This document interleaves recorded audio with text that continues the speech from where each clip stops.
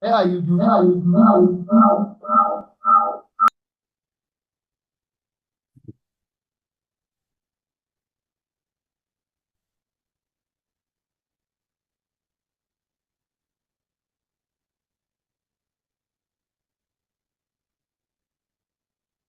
Recording in progress.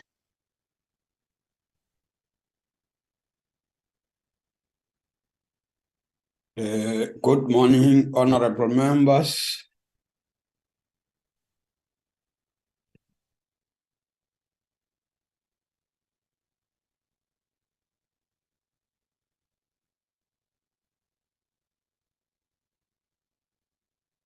Good morning, honorable members. Good morning, Chairperson.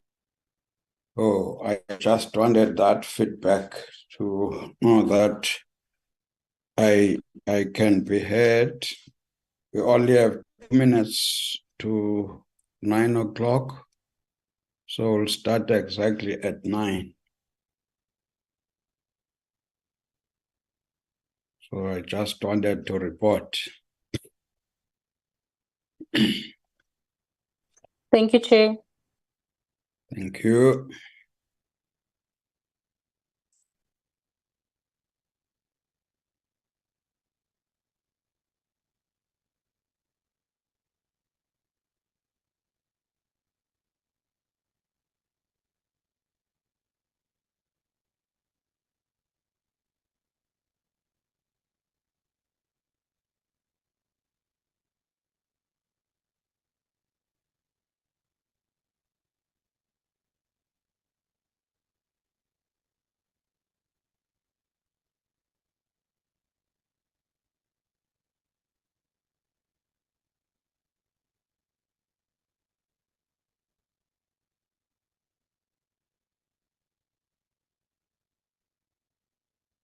Time now, it's 9 o'clock. Let me declare the meeting officially open and welcome all our guests to this session. When I say our guests, I mean guests of the Portfolio Committee. I have been informed that the MEC for Coxstar in the Northern Cape, Honorable Vass, is in the meeting. If not, I'll be helped by also our told the HOD, Mr. Lenkwe. Let me also welcome the Mayor, Councillor Kahisho Sonyoni from Plaatje, as well as the Municipal Manager, Mr. Matlala, the Executive Mayor, Councillor Africa from Phokwane. And I'm informed there will be a departmental representative, Mr. Duma. Those are our guests, as far as I know. From the National Department, I can see from the attendance list, I see the DG and some other officials from the Disaster Management Center. And any other members who I might not have noted will continue to note them. I will ask the secretary to continue to update me if there are any people I'm leaving out.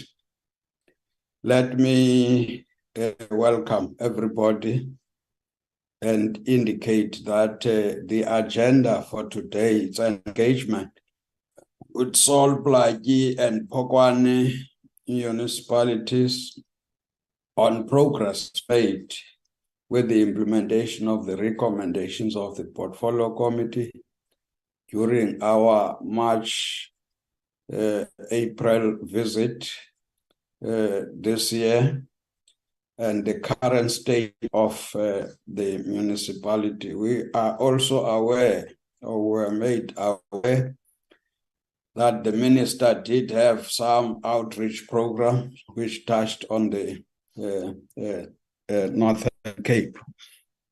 I think what is critical is that these two municipalities, we visited them because they were part of what was given to us as dysfunctional municipalities in the context of a report by the department to cabinet and to us.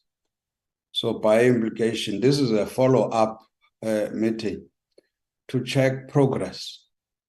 Because the wish is that you can't continue to have dysfunctional municipalities forever. So the arrangement is such that, Honorable MEC, we can allow you to make some opening remarks because there will always be a context in everything that we do, but the focus would be specifically on the municipalities themselves because we have actually called them.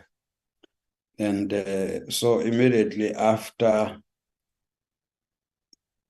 you will immediately move to Plaatje municipality, followed by Phokwane, and thereafter then it would be the province. Obviously COGTA if nationally, if there's anything they would want to say, but it wrote specifically to the municipalities and the province. Honorable MEC, the floor is yours. Before that, Portfolio Committee Secretary, any apologies? Good morning, Chairperson. Good morning, everybody. Chairperson, we only received an apology from the Minister that won't be able to attend the meeting this morning as she's attending Cabinet today. And Chairperson, we do form a quorum in the meeting. Thank you very much. Thank you very much. Then over to you, MEC, as already welcomed. Good morning, Chairperson Ndate Kaba. Let me give my greetings to all honorable members in attendance. Also, that those that also paid us a visit in the Northern Cape in Kimberley, specifically visiting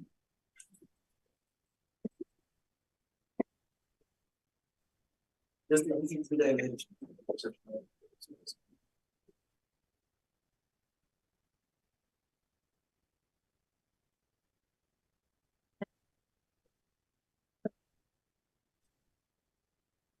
My apologies, the person speaking here is Mr. Linkwe, the head of department. The MEC will be joining us soon. He's just now quickly on the matter of supply. There is a water problem that supply has been experiencing for the past 3 weeks, so he'll be joining us soon. But also in the boardroom here, we've got the mayor of supply, Sonyoni, and then Ntate Matala as the MM. We will be speaking from the same platform, and Kasa. We really appreciate this opportunity. So the MEC soon will be coming in. So also we are joined by Ntate Mpomo Mokhalef from DCOG at national level. Is also in the MEC's boardroom. So I just wanted to tender a request to say that in just a few minutes, MEC is about to enter now. But our apologies for the inconvenience. But he is coming now. He's entering now. I was just standing in for now. I'm not the MEC, but here is the MEC now. He has arrived. Thanks to the dictators.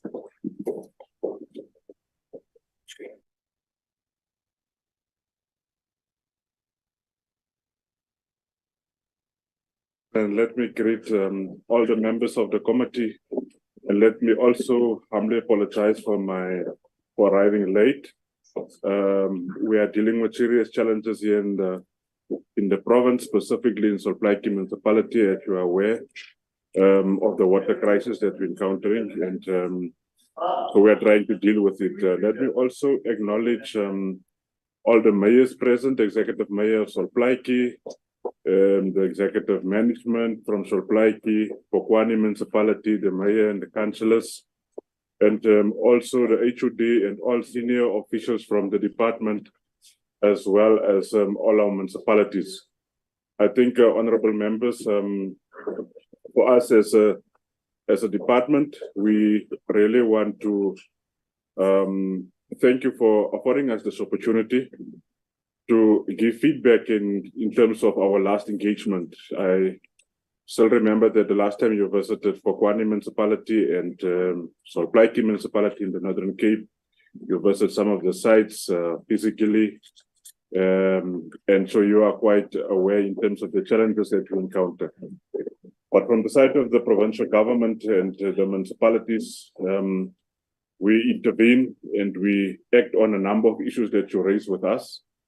And we are confident that things are changing, although we are still encountering some challenges. It's not an easy task, but I think there's progress. One of the issues that you raised the last time was on in terms of our intervention in terms of Section 139 in the 2 municipalities. We've tabled the report, and I think from our side, we did the critical things that was important in that report. So the implementation part is for the municipalities itself, and we have to monitor it. But coupled with that, honorable members, there's a number of other areas, like in Phokwane, you will remember at that point in time, we as a municipality, they encountered challenges in terms of senior managers. What we can report this morning is that they've managed to appoint also the outstanding vacant positions, also the municipal manager. So they have appointed municipal manager that will be starting from the 1st of December, as well as the senior managers already appointed. So I think there will be some stability in the municipality now going forward. In terms of service delivery, the report will touch on the critical areas as well as the other areas in terms of Plaatje Municipality. So I think let me not dwell into the detail and give the HOD and the team to reflect in terms of our presentation to the portfolio committee, and we have the entire team on the social media platform that will act if there's comment if there's any questions, clarity questions.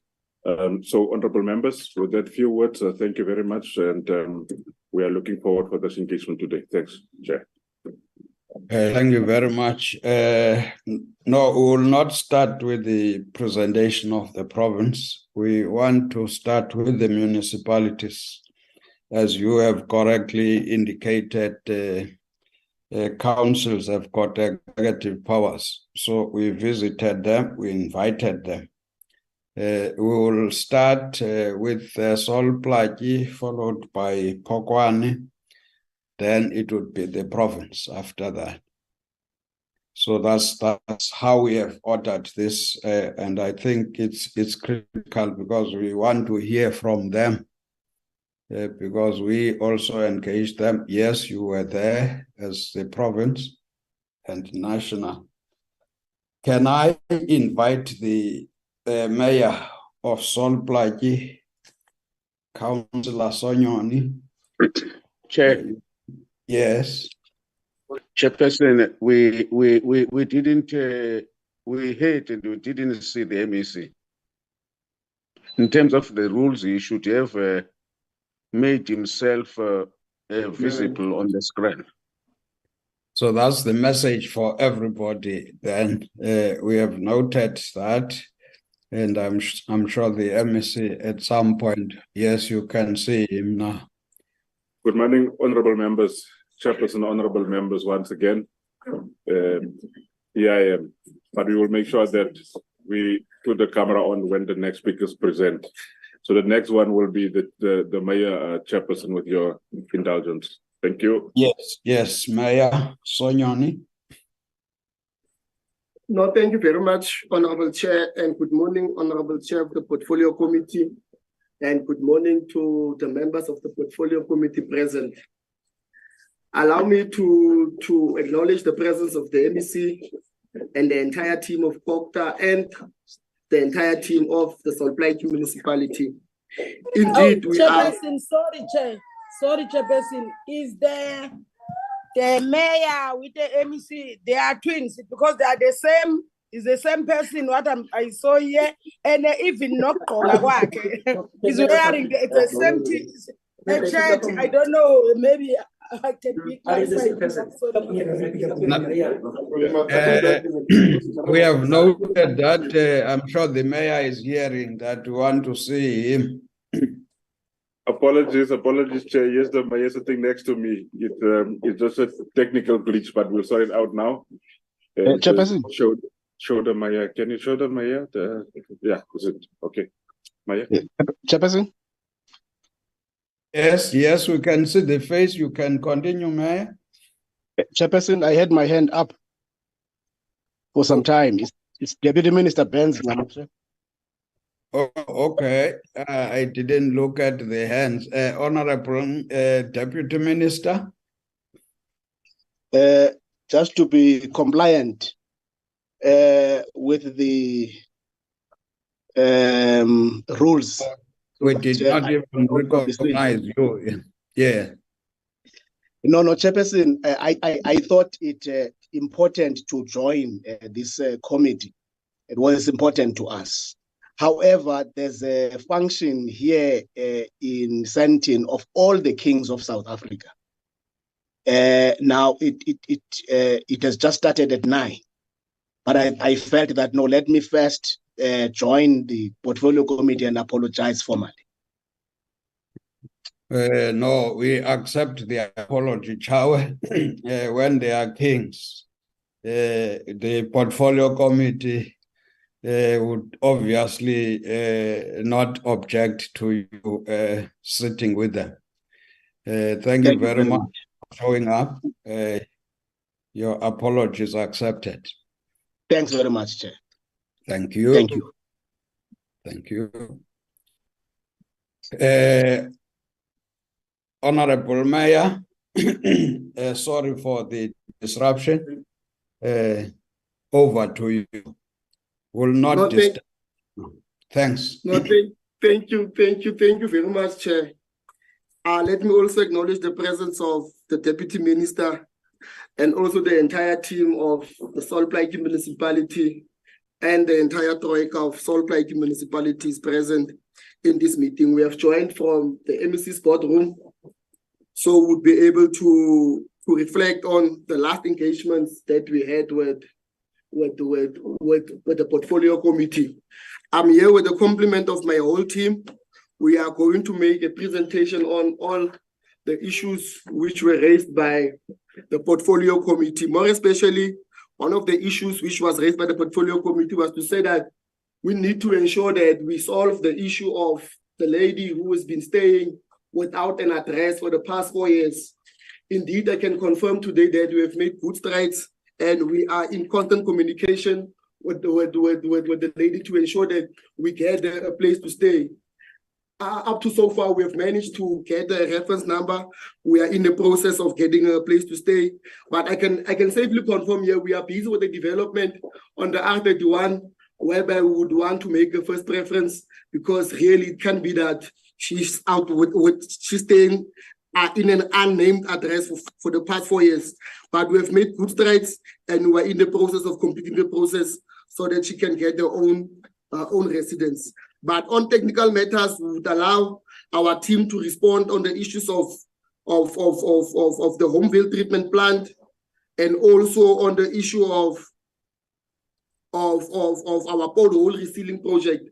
We are making good strides in terms of making sure that we are resealing our potholes. We are having a daily maintenance team that is ensuring that we are working on a daily basis to ensure that we close all potholes within the city, but we will give a full briefing and a full background and a full presentation with regards to how are we spending the money and how are we working on resolving the issues that we've been having about pothole.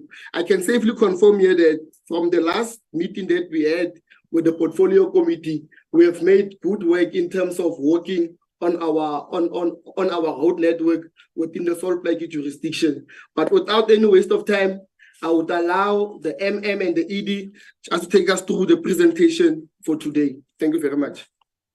Thank you. Thank you, Executive Mayor. My name is Thapelo Matlala. I am the Municipal Manager of Plaatje. In terms of the recommendations that were made by the Portfolio Committee, one was the issue that the mayor has dealt with. The second one was the 106 report. And our approach was that the Northern Cape High Court set aside the 106 report. So that is where we are with regard to that. We need to observe the court order from the Northern Cape High Court. In terms of the structuring of our presentations, we have other two issues that emanate from the recommendations of the Portfolio Committee. We are going to have two presentations to the committee. One is on road maintenance and potholes, and then that will be done by the Acting Director Infrastructure. And then we will have another presentation that will be done by the city engineer with regard to the Homevale treatment plant and the work that we are doing there in order to get that plant fully functional. Through you, Chair, I will then hand over to the Acting Director to do the presentation on the road maintenance and potholes. Over to you, Edie. No, thank you, Amen. Good morning, Chairperson, MEC, and all colleagues observed. If you can maybe just share my presentation if you have received it.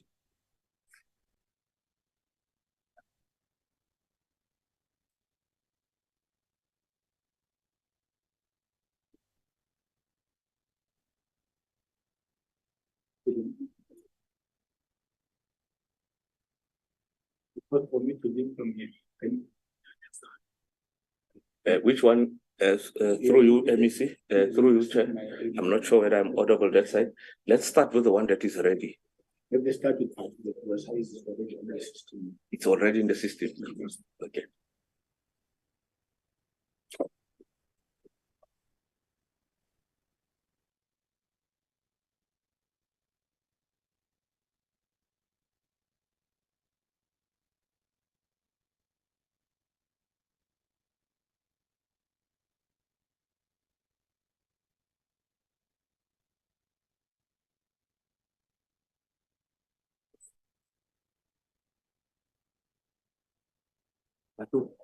The memory stick. Get the memory stick so that we get this presentation.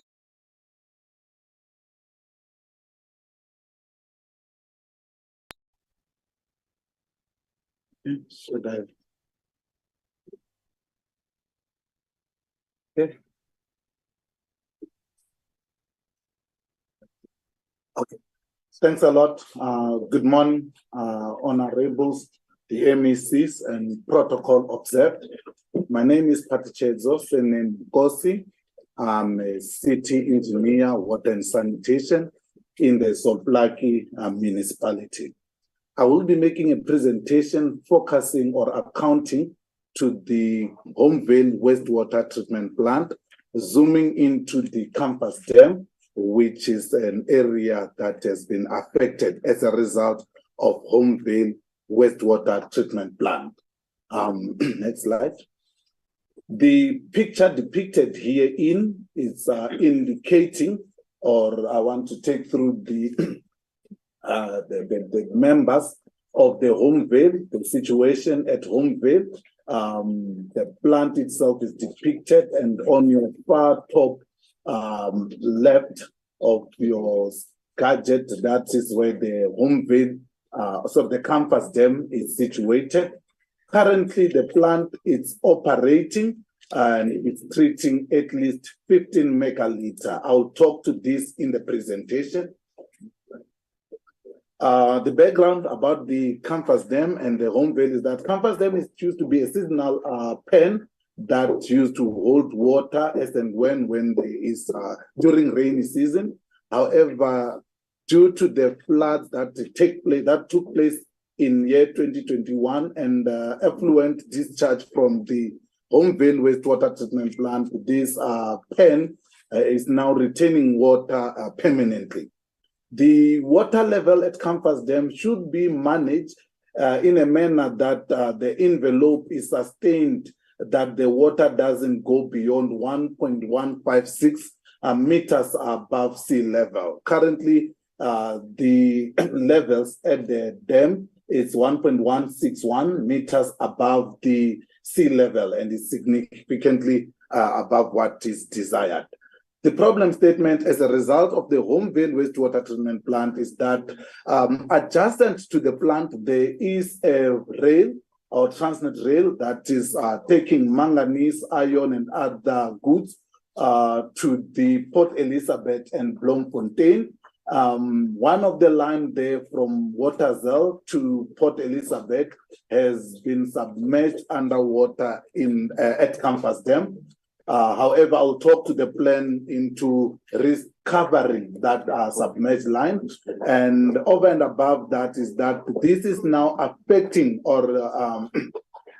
it's affecting Transnet, wherein at least 3 trains per week have been reduced of the manganese that must be transported via that route.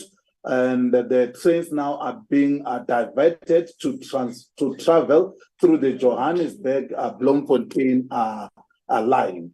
And as we are speaking right now, as a result of the Campus Dam, we are monitoring it that it doesn't also affect the national road, which is N12. Next slide. The consequence and impact, this is what I was talking to say there are social impacts and there are economical impact, wherein Transnet indicated that as a result of the Campus Dam, which is emanating from home veil wastewater treatment plant, it's losing at least 7.2 million a week. And environmentally also there are effects or impact as a result of a home veil wastewater treatment plant that is not operating optimally. Next slide. Let me now talk into the solution of the home veil wastewater treatment plant. How are we going to solve this issue?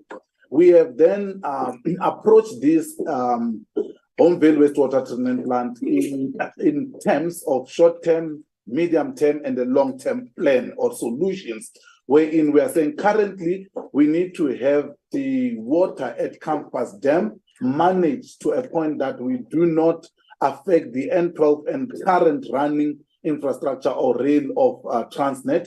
And this short-term solution will require at least 12.5 million for us to then effect this short-term solution.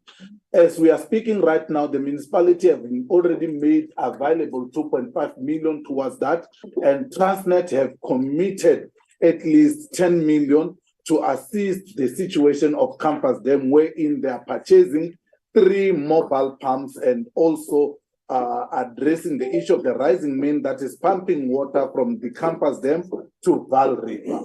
On the medium-term solution, we are focusing, or we want to address the risk that is now imposed by the plant itself, the home veil wastewater treatment plant.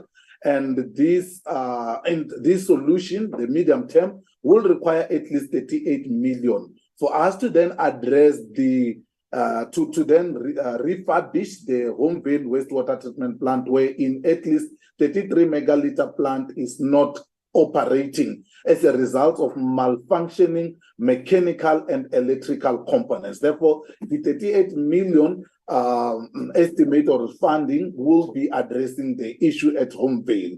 The long-term solution will then be looking into addressing and eliminating the risk permanently of Campus Dam and making sure that we do not regress and find ourselves in the same situation where investment have been made, but with and these solutions are not sustainable. Therefore, the long-term solution, we are looking at least an estimate of 111 million, and we already have a plan at hand to what needs to be done to support those estimates. Next slide. The desired output is what I was talking to as I was taking you through the solutions, proposed solutions that in the short-term intervention will be able to then keep a balance of water that is being discharged to compass them, wherein we will salvage, we will rescue the current operating rail and the Sanral route, and on the medium-term solution will reduce the water level to compass them to a point that we can recover the submerged rail, wherein Transnet indicated that there is some financial or economic impact as a result of that rail being submerged. And on the long term, we'll be looking into eliminating the risk of us not getting back to this situation. The next slide. On the plans, I think one of the issues that was raised was on the issue of the adequate resources, human resources at the plant itself. We already have a plan that talks to the required skills and the human resources who can manage the operation, day-to-day operation and maintenance of the Homeville wastewater treatment plant, and that is what is flagged in now. And we have even went further and said this is how we are going to operate that proposal of the team that is going to operate and manage. We acknowledge that currently we didn't have sufficient or adequate human resources who have relevant skill to operate and manage the plant. As a result, that the plant itself, the Homeville wastewater treatment plant, was not managed effectively. And this is what we are going to do. This is what we are doing now. We are already at the shortlisting stage of making sure that we fill this vacant position with skillful people or resources who can manage effectively the plant. The next slide. The way forward from what we had agreed on with other stakeholders was that Plaatje Municipality is currently intensifying the security at Homeville. We do acknowledge that part of the issues that we are faced with at Homeville wastewater treatment plant is the level of vandalism that is taking place. And we are already at a procurement stage wherein we want to outsource or intensify the security measures at the plant itself. And also it was also agreed that the Department of Agriculture is also investigating the potential stakeholders who will be interested on the effluent of the water that we'll be treating, so that instead of pumping it to Vaal River, we can then get it harvested by the stakeholders who are in the agriculture space. And we also then, on way forward, that DWS is considering relaxing the WULA condition that we have. We do have an active WULA approval by the regulator, and they're considering relaxing the condition so that we can be able to pump enough water to Vaal River, which will be measured annually rather than on a monthly basis. The Plaatje Municipality also currently is engaging on the other stakeholders who can would be interested in the effluent, such as mines, golf course, and also we are resuscitating the irrigation system to the public areas such as sport facilities, so that the effluent from Homeville wastewater treatment plant is not only disposed to Vaal River, but we then pump it back to irrigate the public areas. Effort to source funding for the medium-term solution of 38 million is underway, and the municipality is putting all resources in terms of funding, available funding, to make sure that we refurbish the treatment plant so that it works optimally and we don't discharge water to campus dam. Thank you. That is my presentation on the campus dam and also the Homeville wastewater treatment plant.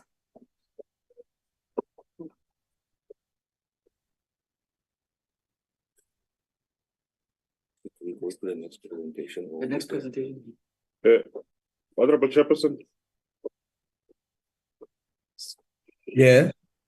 Can we go to the next presentation? So, Plaatje Municipality. Yes, we depend on you. It's Okay, your- thanks. Thanks, Chair.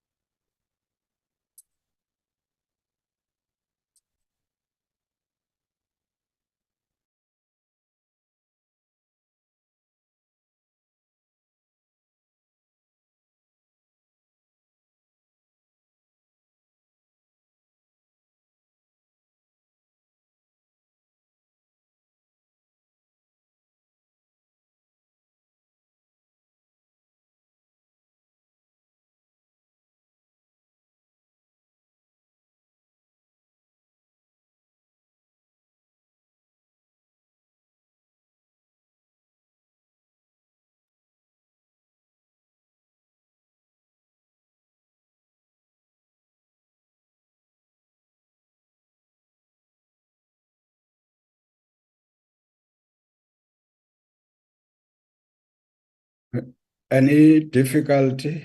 What is happening now? We are experiencing some difficulty in plugging the presentation. We wanted to talk to it, but through the chair. Okay, we've managed to get it.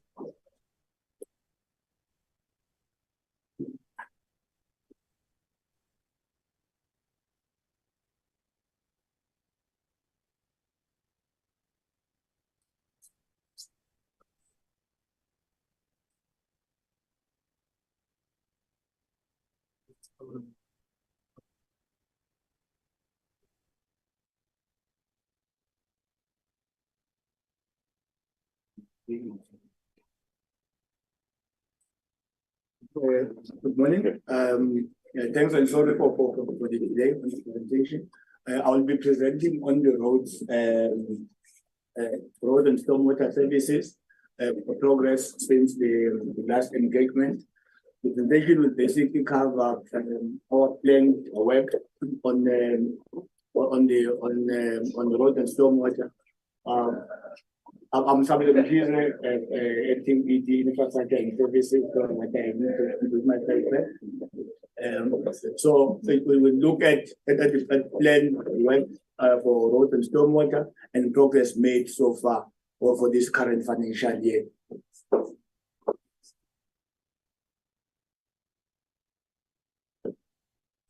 I think the slide that is appearing now, basically, it just indicates that with our public participation process, also our communities raised a lot of concerns around road and stormwater services, which is actually a priority of the municipality, and it's also a priority of our community in terms of the needs analysis.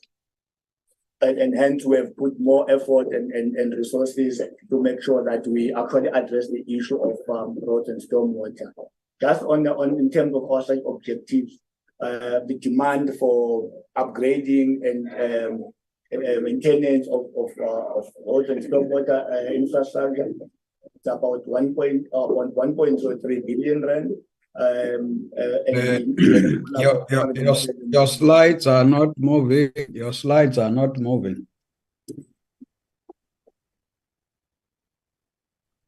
We are at the beginning where it says Plaatje Municipality Progress Report.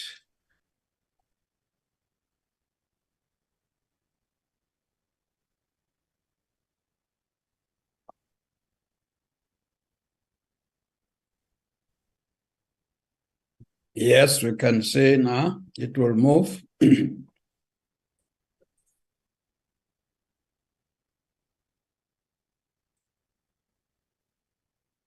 Yes, you can continue.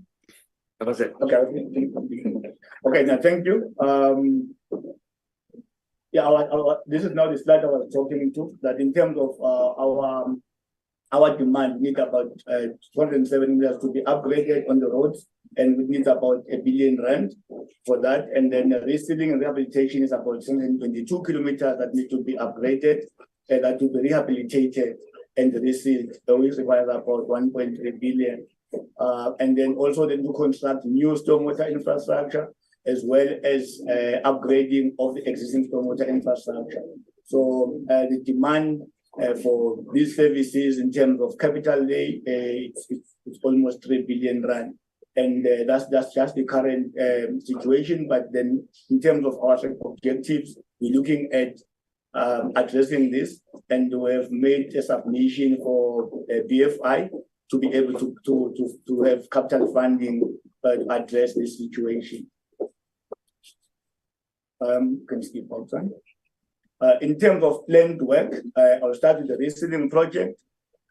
We need to reseal about 7,800 square kilometers of road, and this is funded under IUTD with 25 million total funding from for the project, 20 for IUTD, and then 5 million from funding.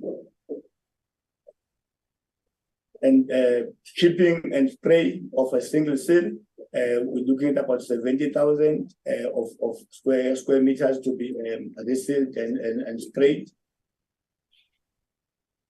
On the slurry seal, it's about 78,000 as well of square meters to be sealed. With the 20 million of IUTG is about 6 kilometers of streets that we need to upgrade from gravel roads into paved roads, just to make sure that we've got a better quality of road. And also gravel roads are very difficult roads to use. We've got funding from Francis Bart, also that we used to change some of the dilapidated portions of the roads into paved roads. We need about 1.56 kilometers of road under 3 million allocation.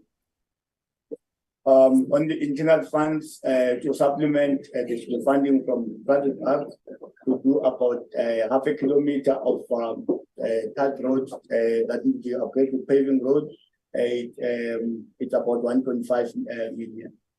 What we have achieved up to so far from July until end of October, on the resealing project, we've done 14,000 square meters. On the chip and spray, we are at the procurement stage for the plant and equipment, so that will start as soon as we have made appointment. On rehabilitation, from tar to paving, we have done about 300 meters already, and another 100 meters is on the earthworks, and 100 meters is on the planning stage. That will be completed before end of the financial year. Regraveling of about 2 kilometers has been completed in that specific street. Routine road maintenance, about 2,467 square kilometers has been done. On the routine stormwater maintenance, 3 kilometers have been cleaned at various areas within the city. Upgrading of gravel road, again, 3 kilometers of earthworks has been completed. About 1.8 kilometers of curbing and paving also is and paving stage is being implemented. Rehabilitation from tar to paving on that 500 meter earthworks completed. So we'll be completing now the actual paving after this. Stormwater maintenance, intakes that have been cleaned, which are contributing a lot on water that ponds on our roads, which contributes to the damage of the road surface. We've done 74 intake works in various areas. Culvert has been cleaned. We've done 2 extensions, which are one of our hotspots. And panels and canals that have been cleaned is the one which are in various areas. These just are pictures of work that we've done up to so far. Thank you so much. That's the presentation, Honorable Chairperson of Plaatje. I think that's the detailed presentation. The entire presentation has requested our response. Our next municipality will be Phokwane Municipality. Yes. Let's go to Phokwane. Thank you, Honorable Chairperson. Honorable Mayor of Phokwane, Aram, sir. Opening remarks from your side before you give to your team to take us through the presentation. Good morning, MEC. Good morning, Chair of this Portfolio Committee members, officials present, and also the team from Plaatje, the team from Phokwane. I greet you all this morning. We are here to present on the findings of the last visit that the Portfolio Committee had in Phokwane. And the first one, Honorable Chair, that we're going to start off is that there was an issue around the quality of water in the Phokwane area.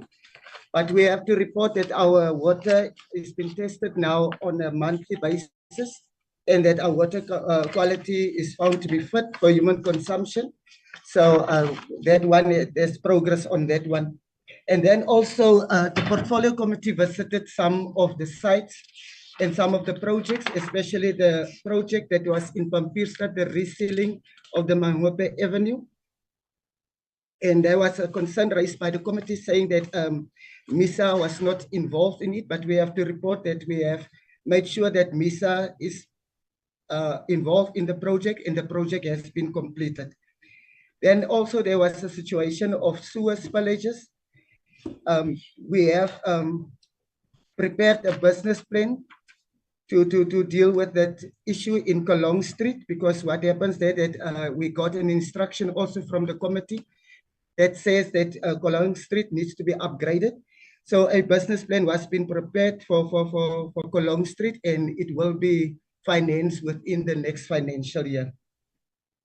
We had an issue of replacement of asbestos PVC pipelines. The network was being completed. The municipality is waiting on Eskom for additional capacity of 800 kVA. Transformer and interactions are ongoing with Eskom to install the substation. We had an electrification project in Jan Kemdorp at Geldenstad, where we had over 500 houses. So those houses were completed and they were energized, so the project was completed successfully. We also had to report to the committee, Portfolio Committee, on the Ganspan water reservoir.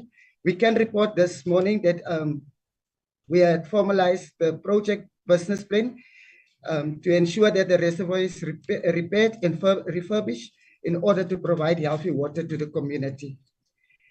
We also had a situation on informal settlements. The municipality is currently formalizing the informal settlement in Ganspan.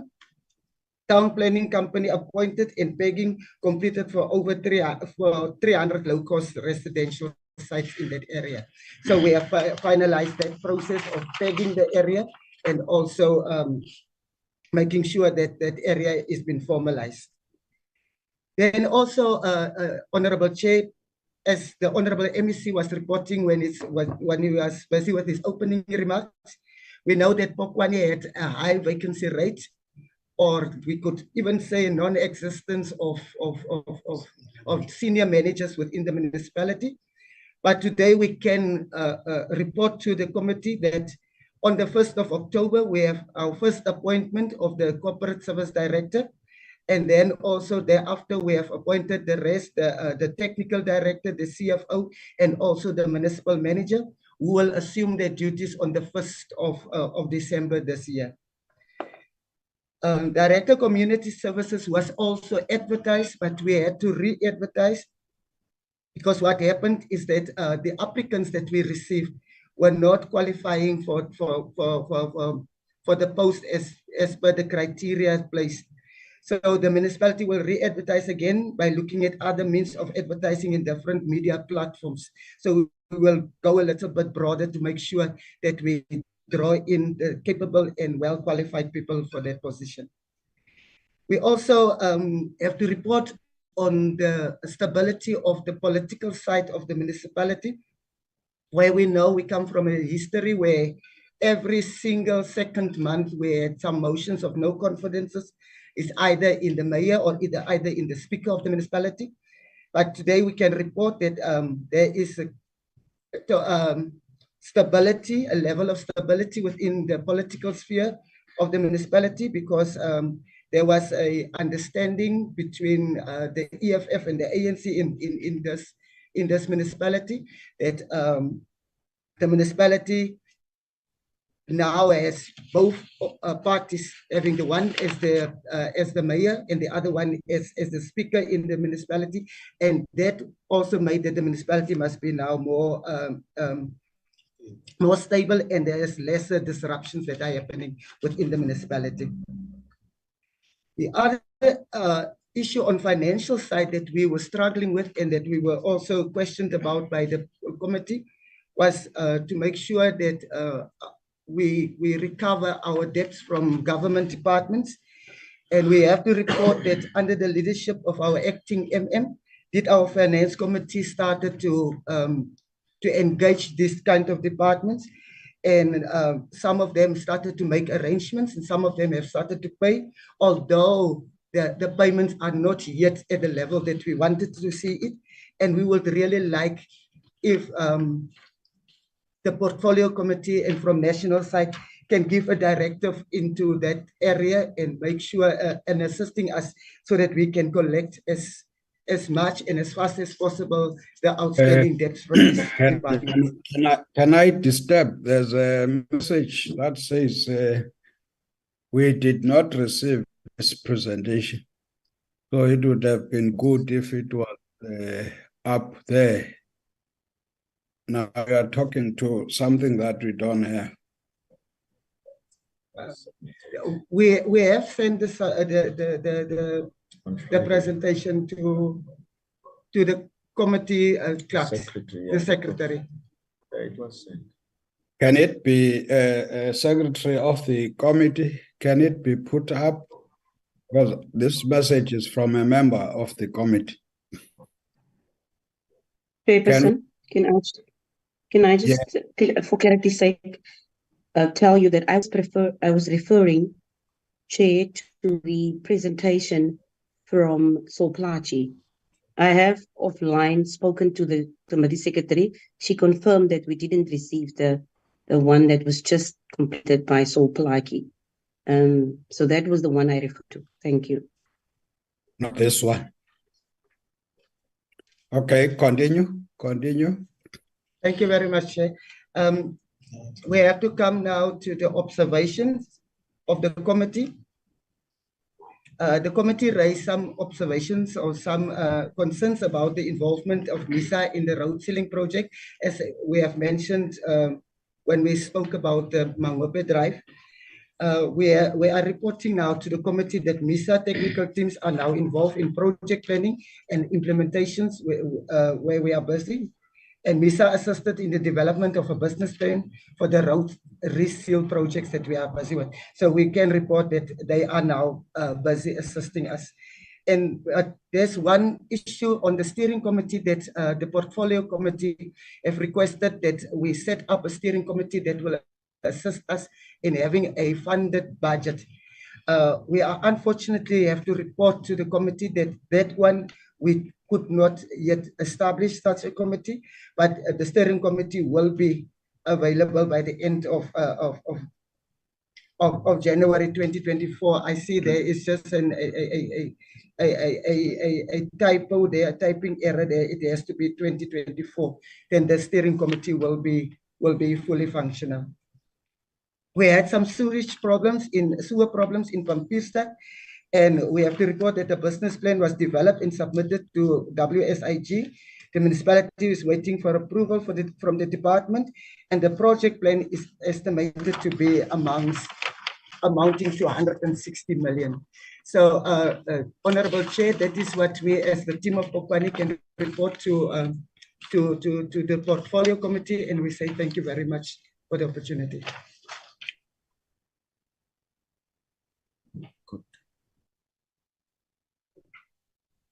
That should be the end of both Plaatje and Phokwane. Then Honorable MEC is you can then invite your team. Right, thanks, Honorable Chairperson.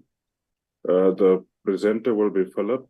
Mr. Philip Siani, you will take us through the presentation. Over to you, Philip, with the indulgence of the chair. Okay.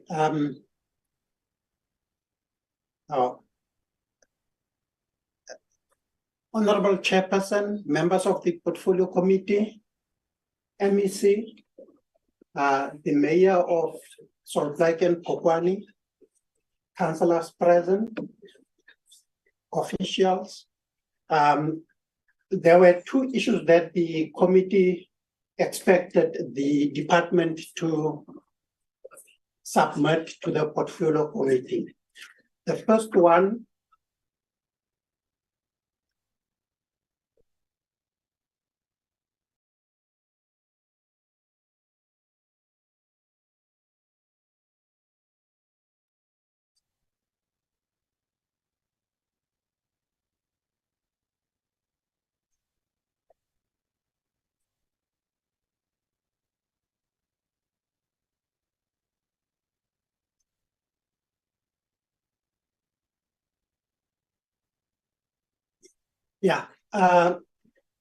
the department was requested to submit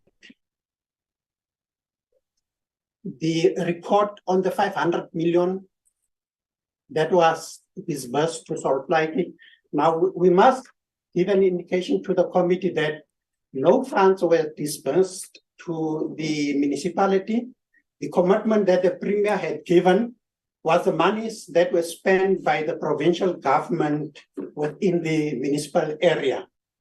So there's actually two departments that had spent money in the municipal area. The first one was the Department of Roads and Public Works in the province that spent an amount of 215 million rands towards fighting the potholes, sewer, and water leakages that were within the municipal area. We must give an indication that there was actually even a further development where the national department has actually taken over the program of fighting the potholes, but the province had already started with that one. The second department to spend money was Cooperative, where the province was allocated in that particular financial year. The province was allocated an amount of 71 million rand, of which 44 million rand was spent within the Plaatje municipal area towards temporary residential units. That was for residents that were affected by the recent rainfall and floods in that particular year, where the Premier had made that particular commitment.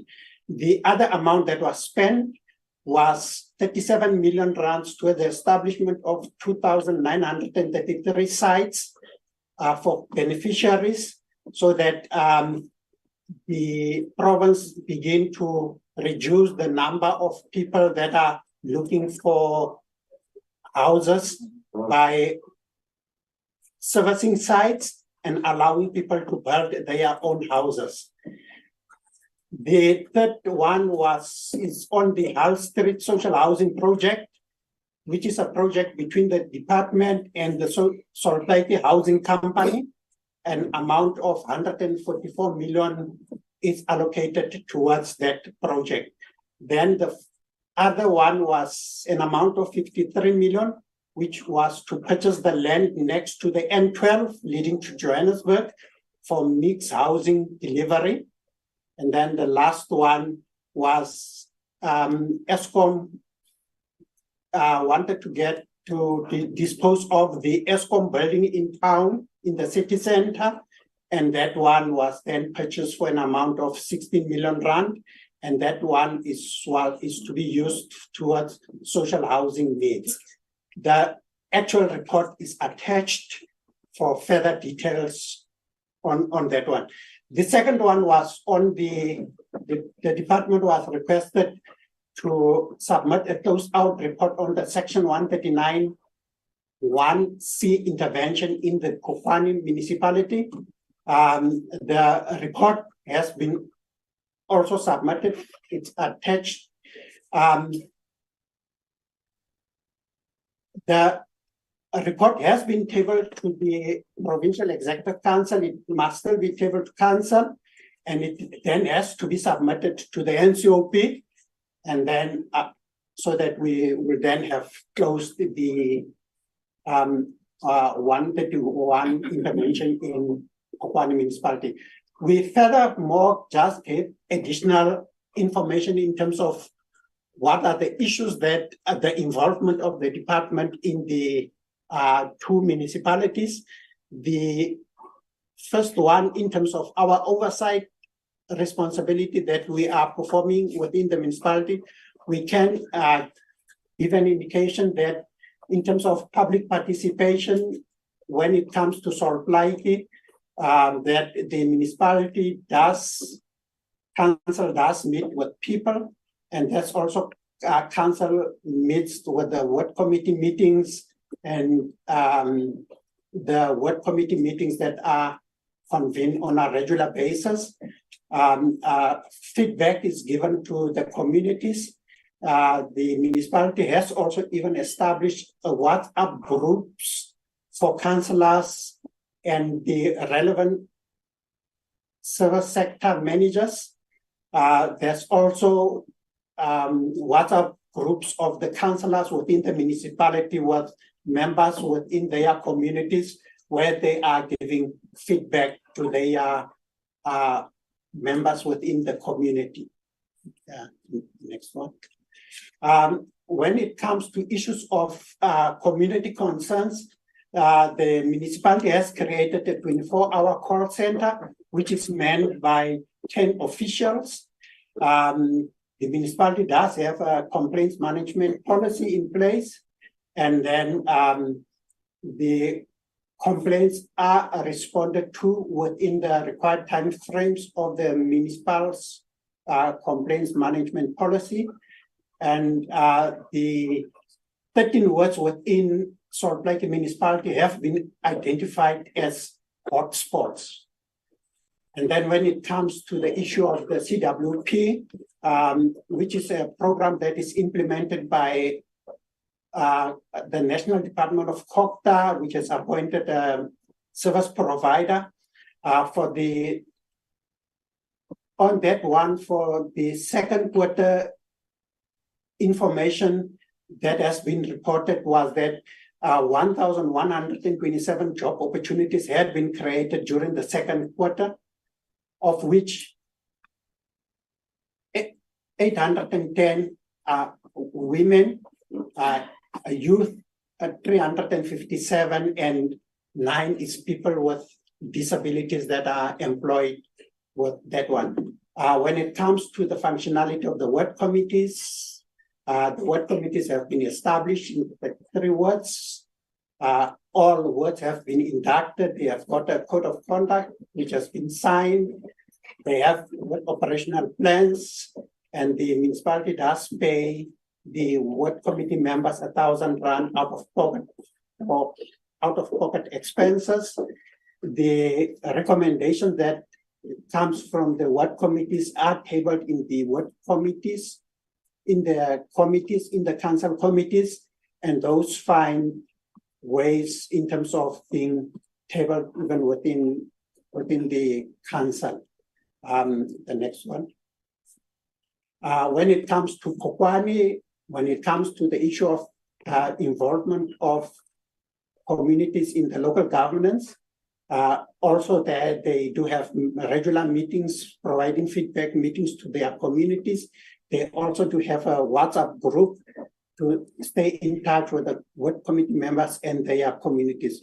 When it comes to the issues of community concerns, the municipality does not have a complaints management policy.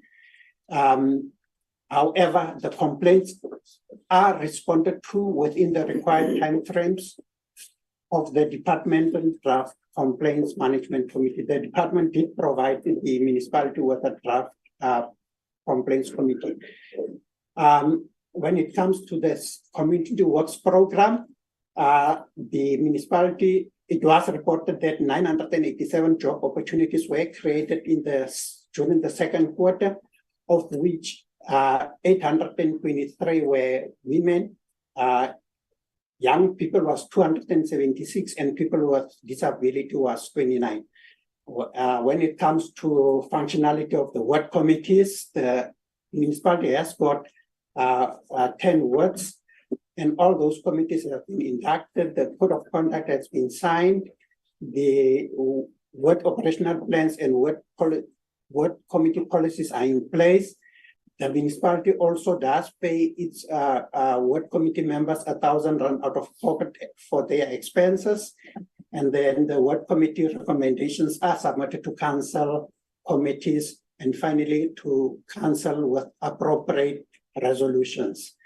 When it comes to the PMS, the municipality, when it comes to Plaatje, the municipal manager and the 2 executive directors that are appointed have signed performance agreements for the 2023-24 financial year, and then the municipality did table its service delivery and budget implementation plan, which was tabled and it has been approved. The next one, when it comes to Phokwane, they did not, because of the vacancies at senior management level, they have not yet signed the performance agreements for their senior managers because the posts were vacant. The municipality also did not yet approve their service delivery and budget implementation plan. Now, in conclusion, the department will continue to exercise its oversight responsibilities over the municipalities, and we will continue to support the municipalities. I think I need to give over to the HOD just to talk. Thanks. Thank you very much, Chairperson. That concludes our report.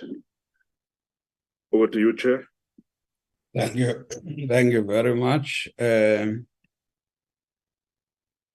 Honorable members, those are the reports. And it's your turn now to follow up with questions. I see Honorable Opperman, Honorable Kaba, Honorable Spies.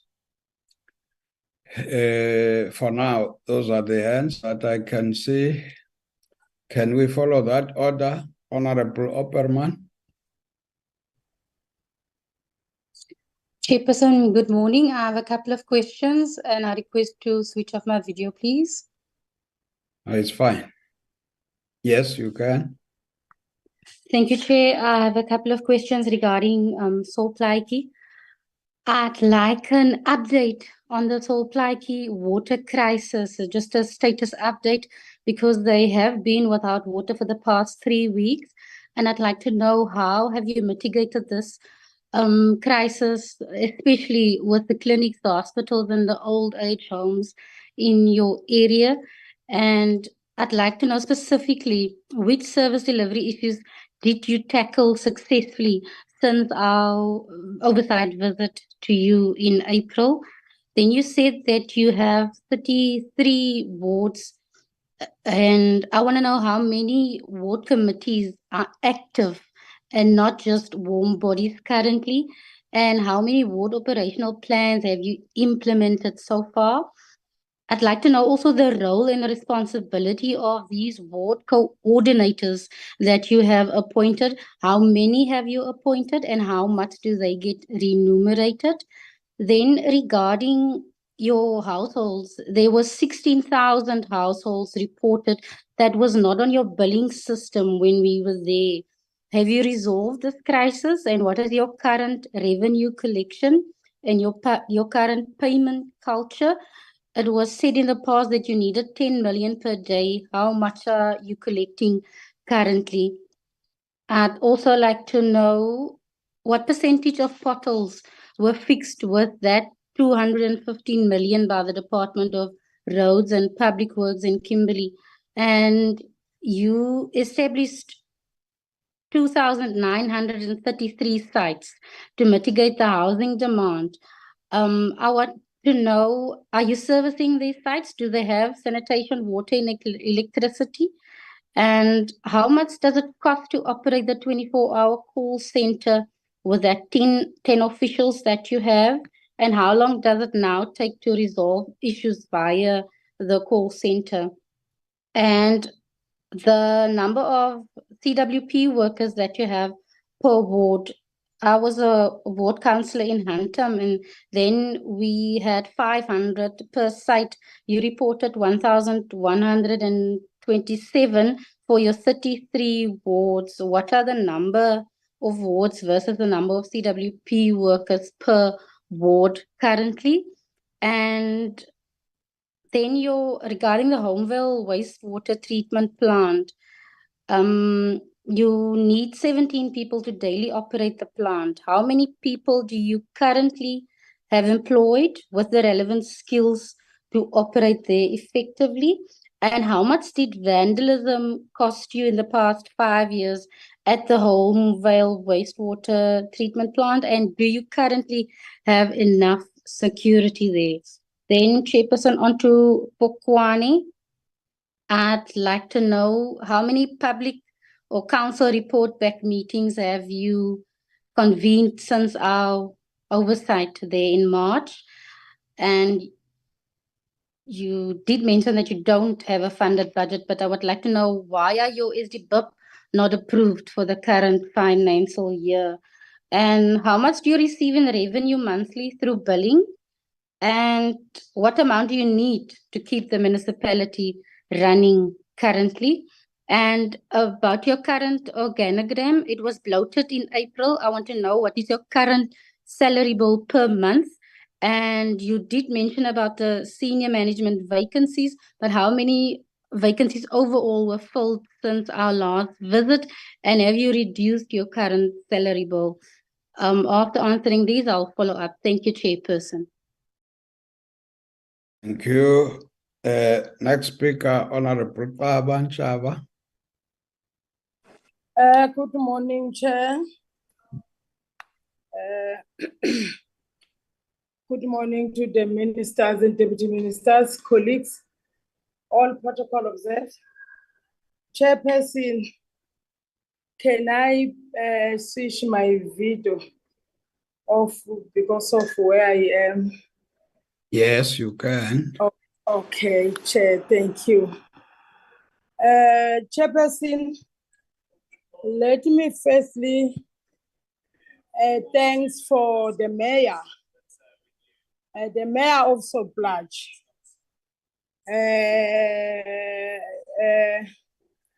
Regarding to the presentation now for the woman who was crying to us about the issue of she's not have a proper document where she's staying illegally. Now I can see that the woman, she stay legally in the land that she stayed. But also, Chair, I can single out the congratulations to the woman. You see, as a woman, you have kids, you have relatives, you have many people in your house, grannies, grandchildren, but you staying in the land that you are not owning properly. I can say to the mayor, you are the mayor in action. I can say it with no hesitation. To do that to the woman, you have marked that you are a mayor that care for his people. And also, mayor, I can say to the Plaatje municipality, please, can you look after the Phokwane? Because when we leave Phokwane, when we're in the oversight, hey, it was very bad at Phokwane, mayor. I'm talking about the mayor of Plaatje. Mayor of Plaatje, please assist the Phokwane. If I may ask a question from the Phokwane municipality now, is the problem that we left behind, the issue that we left behind in Phokwane municipality, it was solved or it still stands? Why I'm asking this, Chair? Because there was a people who were calling me asking you your email, Chairperson.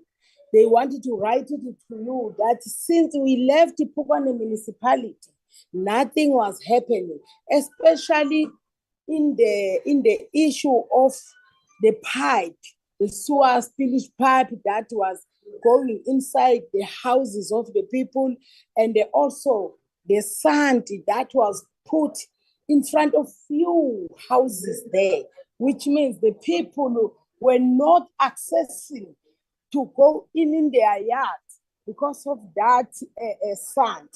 My question is that a chair in the Phokwane municipality?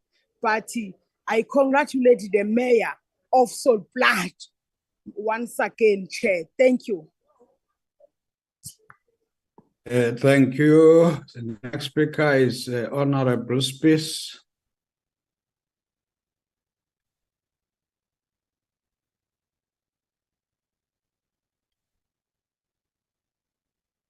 Thank you, Chairperson. Chairperson, I would just first want to say the following, if no one is going to say it.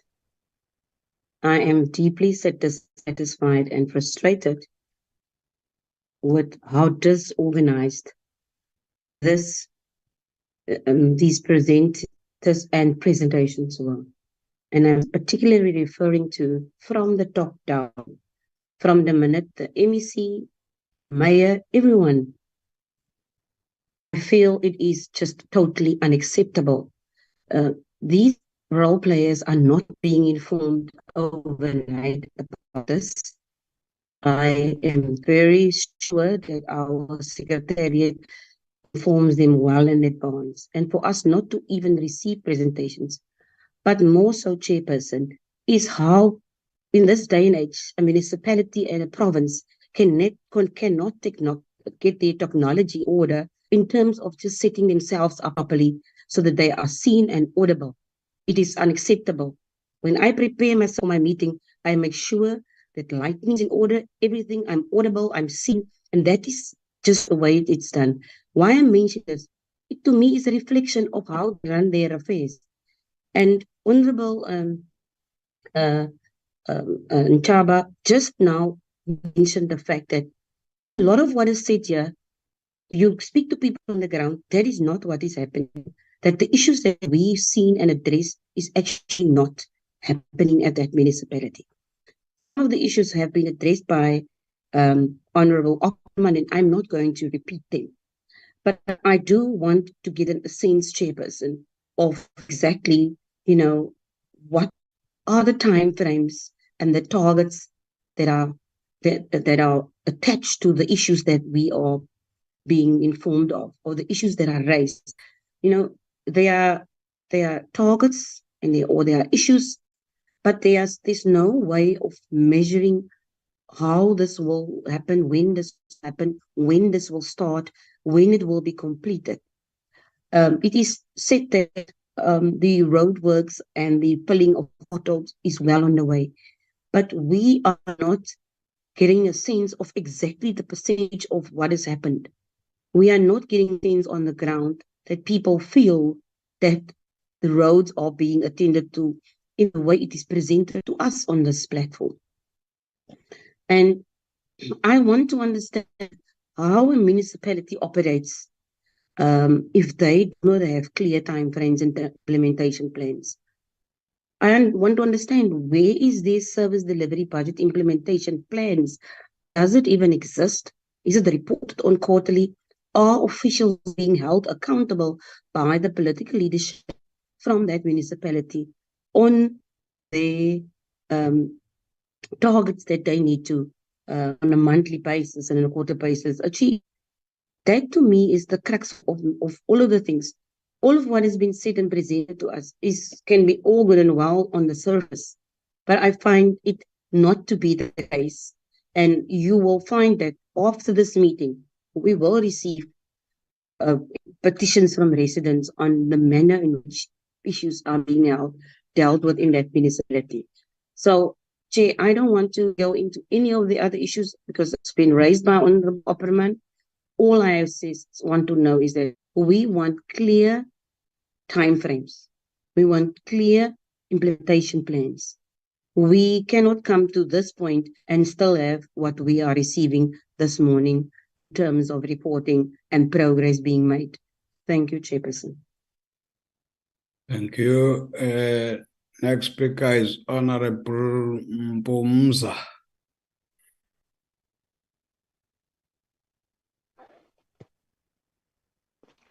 Thank you, Chairperson, and good morning to you, the MEC, and the honorable members, and the officials of the mayors of the 2 municipalities and the officials of the 3 spheres of government.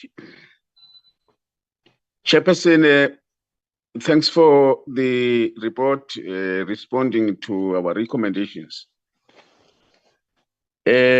At the time of our visit, Chair, particularly to Phokwane Municipality, the site visit to Pamperstad Township in particular, we were confronted. In fact, we encountered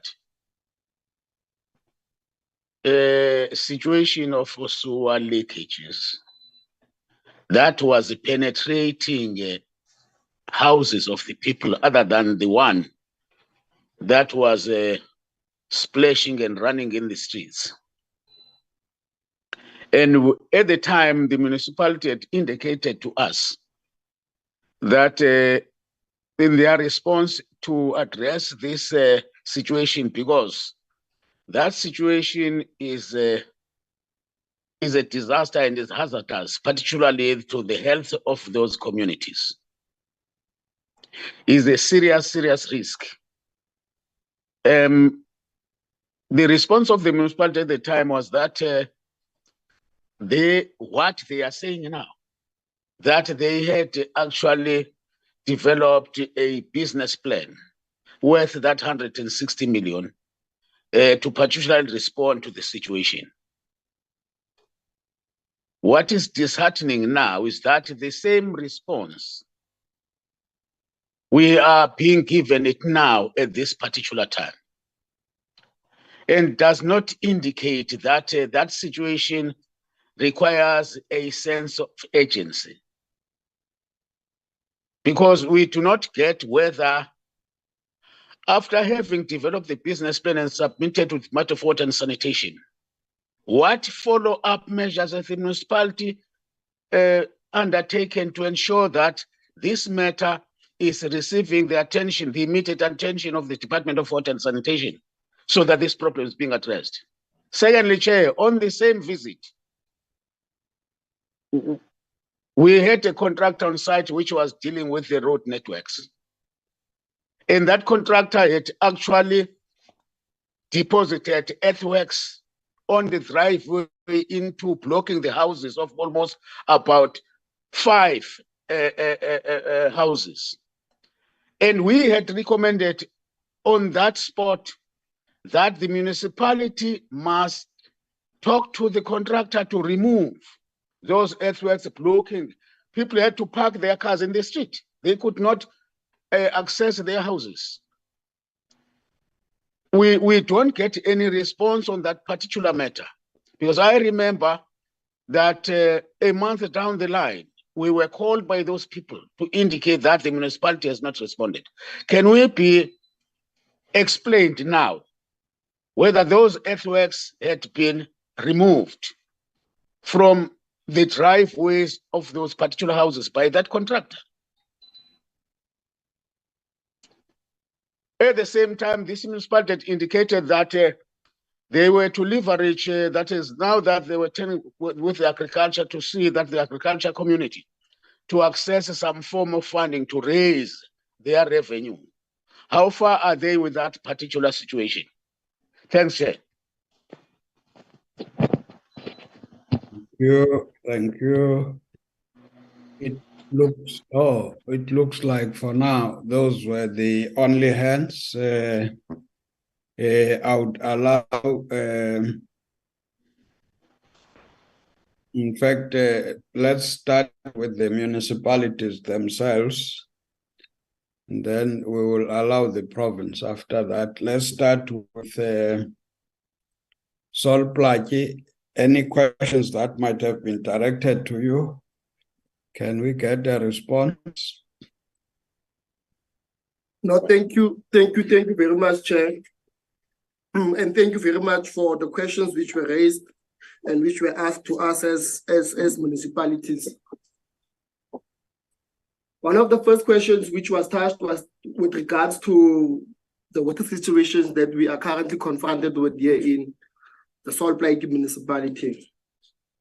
But I think I must rectify something which was mentioned to say that we have been in a water interruption for 3 weeks. I think it was mentioned by Honorable Opperman. We have not been in a water interruption for 3 weeks. Our water interruption started on Wednesday and it ended on Friday. And what we are saying is that it is still work in progress. We are working tirelessly to ensure that all our residences in Kimberley are having access to clean and safe water. In every water interruption that we are doing, our first priority that we are doing is to ensure that all our clinics, all our hospitals are the first ones to receive water.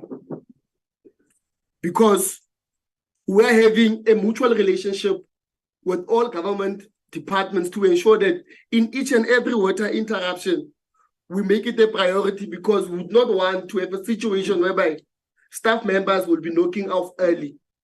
But because of we look at this thing as a very serious matter, we ensure that all our hospitals and all our clinics are the first ones to receive water through our firefighters trucks. We ensure that they are receiving water on time. We recently had a meeting with the MEC of Health. He even commended the way in which Plaatje was distributing water to all clinics and all hospitals. Unfortunately, with the interruption that we had, it was an unplanned interruption whereby we had to work on an emergency basis to ensure that each and everyone in Plaatje receives water. As we speak now, we have managed to resolve a number of issues which we were dealing with in this water interruption. So it is work in progress. We will update the committee on the full developments which we have been doing as the Plaatje municipality, but we have made good strides to ensure that we give water to all our people within the Plaatje jurisdiction. And on another issue which was raised with regards to the 16,000 people which are not billed in Plaatje municipality, we have recently appointed a billing expert who is currently dealing with all the issues of billing to ensure that we are having an accurate billing within the Plaatje municipality, and to ensure that all the 16,000 people which were not billed are going to be billed. And then there was an issue raised with regards to our collection rate. Our collection rate fluctuates on a monthly basis. But we hope and believe that with the appointment of the new billing expert, our billing is going to improve and we are going to have accurate billings on a monthly basis. Our turnaround strategy on resolving issues is that whenever we receive a complaint from a resident, we log it on OnTag, and then once it is logged, it is sent out to the different departments. On the very same day, follow-up is made to say that if you went to the following house, which we have given out. Once the problem is not yet resolved, the responsible person will have to go back and go and report and make sure that the issue is resolved. They are checking all backlogs of issues which were not resolved. So it means that on a 24-hour basis, we ensure that all our issues which were reported are getting resolved. On the issue of ward committees, we would allow the speaker just to reflect on the issue of ward committees, and then we would also give over to the MM just to reflect on the issues of Homeville. Over to you, Speaker. Through you, Chairperson. Thank you very much, Chairperson. I'm Nomazizi Maputle, the Speaker of Plaatje Local Municipality. Yes, we do have 33 wards in our municipality. We've got 32 ward committees that are fully functional. One committee that is not functional is from Ward 14. The issue there is that the ward councillor feels that he didn't have a say with regards to the election of the ward committees. Hence, he is not comfortable working with the ward committees.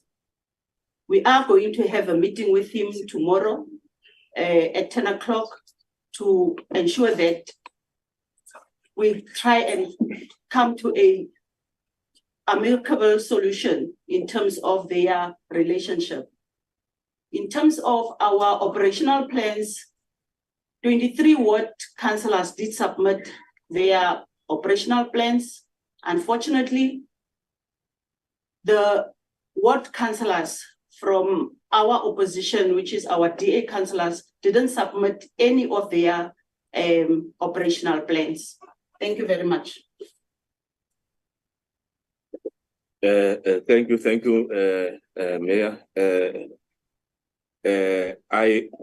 I think in the presentation was very clear in terms of the timeframes and the work that we have done around road maintenance and closing of potholes.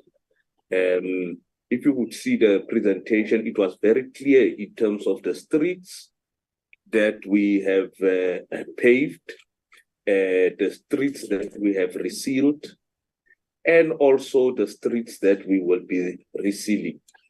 I can mention here to the portfolio committee that there was a slide that was presented in our presentation, which shows the ward priority needs. And in the wards and priority needs, that slide shows that roads and stormwater, in terms of percentage and in terms of the public participation process that we went through, that the communities are in the majority, showing that we need to be attending to roads and stormwater. That is why even our budget, when council approved budget, there was more allocation made to roads and stormwater. So in terms of the SDP, we are very clear, it has clear timeframes, and quarterly we report to council in terms of the progress that we are making around roads and stormwater. With regard to vandalism at Homeville, it is important to mention that with the work that we will be doing, currently there is security. However, we are also, with the improvements that we will be making in Homeville, we will be putting more additional security. What we have decided is we cannot do the refurbishment in Homeville and with the current security that we have. We need to increase the security, because it's not only vandalism that is taking place in Homeville.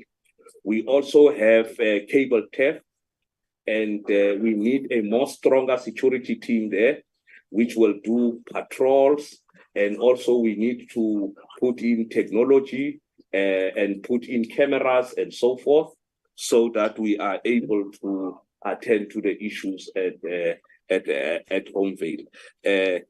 MEC and Mayor, I think from our side, those are the responses. Thank you very much. All right, Phokwane, if the mayor and the municipal manager can respond to some of the issues raised by the members, and then we will respond from the side of the province. Thank you very much, MEC. Thank you very much, Chairperson and members of the Portfolio Committee. I will respond to some of it, and then the speaker will also respond to the public participation situation, and will then finally talk to the rest of the items that are there. Honorable Chair, on the SDBUP, we have to report that when we approved our budget, the SDBUP was also presented to council, and it was also approved in that time, that period when we were busy with our budget. And also the Honorable Kaba and the Honorable Pumza raised the issue of the heaps that were in front of the yards of the people. So we can report that it was being dealt with. The heaps were cleared there in front of the people's yards. So people could have now access to their yards. So I'm going to give over then to our speaker that will deal then with the public participation question that was raised. Thank you. Thank you, MEC and the honorable members of Parliament in committee. I will only speak to the public participation. It is happening each and every month. We have operational plan that we are adhering to. Our ward councillors, even though not all of them, each and every month they call the meetings, but sometimes as the speaker of council, I also call community meetings in those branches that they are not adhering to their operational plan, but it's happening. I also even call role players, which is a stakeholders meetings. This month, early, we had a meeting with all of them, including the public sectors of government, whereby the police, the DSD, they also come, health, all of that, and also have the NGOs around the municipality. So public participation is something that we promote in this municipality after hearing that advice from the parliament that we must always give the community of Phokwane municipality a part in engaging them in terms of how we can take our municipality forward. Thank you very much. Thank you, MEC. Good morning, MEC. Good morning, Honorable Chairperson of the Portfolio Committee. My name is Madoda Vilakazi, Acting MM of Phokwane. I will respond to a few questions that were raised by the honorable members. I will start with the issue of the organogram. I hear members saying the organogram of Phokwane is bloated. We do not have the evidence of that. We can just state the facts. In terms of the approved structure of the municipality, we have 468 positions that are approved. Currently, 346 are filled and 122 are vacant at the present moment. And since the committee was here, we have, just to give a feedback on the positions that were filled, we have filled 18 permanent positions, and we've made 14 promotions, and we had 6 fixed-term contracts. So, but then the organogram also needs to be aligned to the new regulation. We are in the process of doing that. In the next week on Monday, a consultant that was hired to do a presentation for our councillors will be doing that on Monday. And 2 weeks after that, we'll be having our council meeting where the new structure, structure that is aligned to the new regulation will be approved by council. So that's where we stand in regard to that. And in terms of the revenue that we are collecting, we are collecting currently 68.3% of what we are billing. We bill in the region of 65 million to 77 million per month. And just as a last example, in the last month, September, the end of September, we billed about 63 million rand, and we received about 43 million rand revenue, which is 68%. The other issue that was raised was how much would be sufficient for the municipality to run. If we look at the last financial situation here, the municipality spent about 650 million rand, which was way above the budget.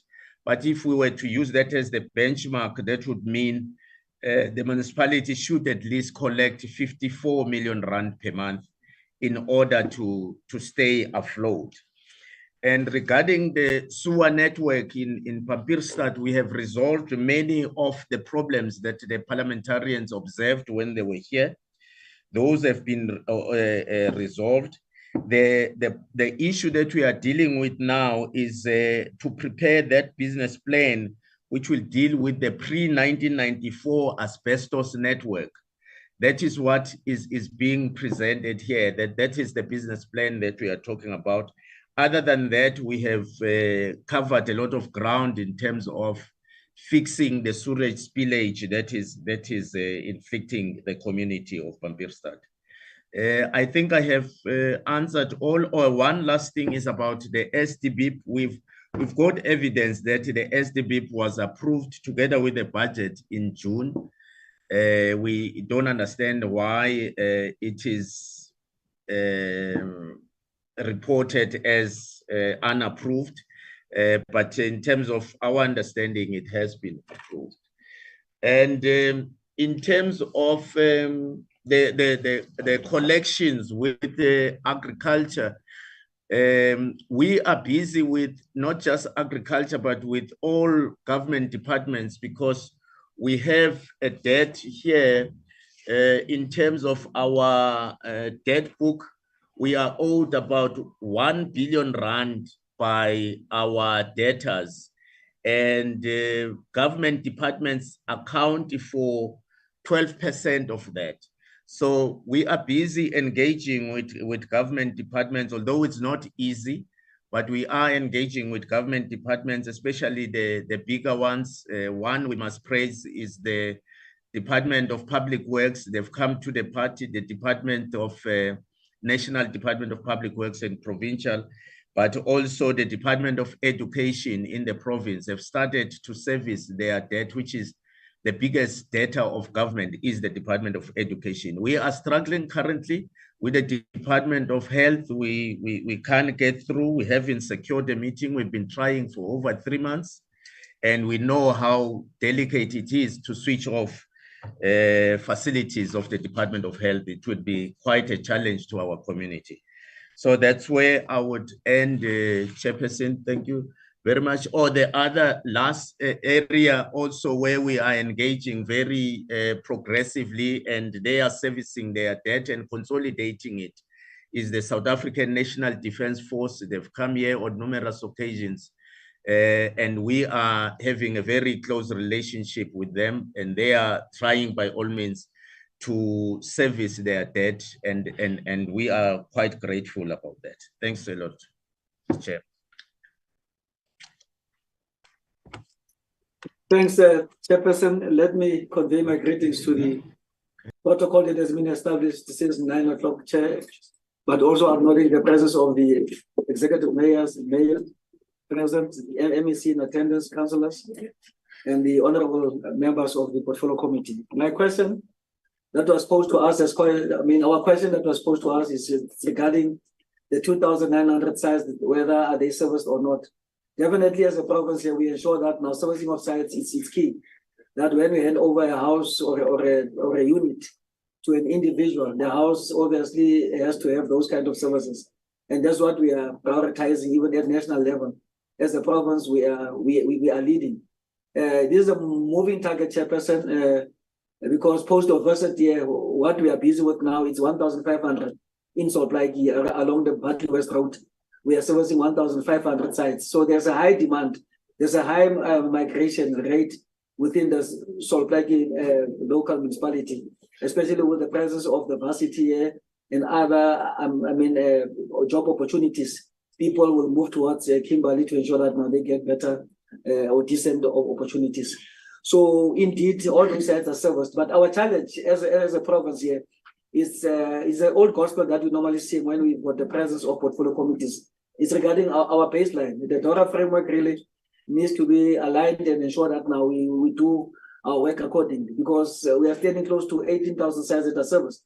We have been praying, our prayers have been heard, but the slow response in terms of making sure that now the baseline gets reviewed. Because all those service sites, for example, now, which will end up being 5,000 towards the end of the financial year, they need top structures. People need housing. So those houses have to be built on service sites. And we are running a risk whereby now finally now will be invaded, Chairperson. So our prayer here on behalf of the Premier and the MEC is that now, please look into that together with your finance committee that does the distribution in terms of the curve.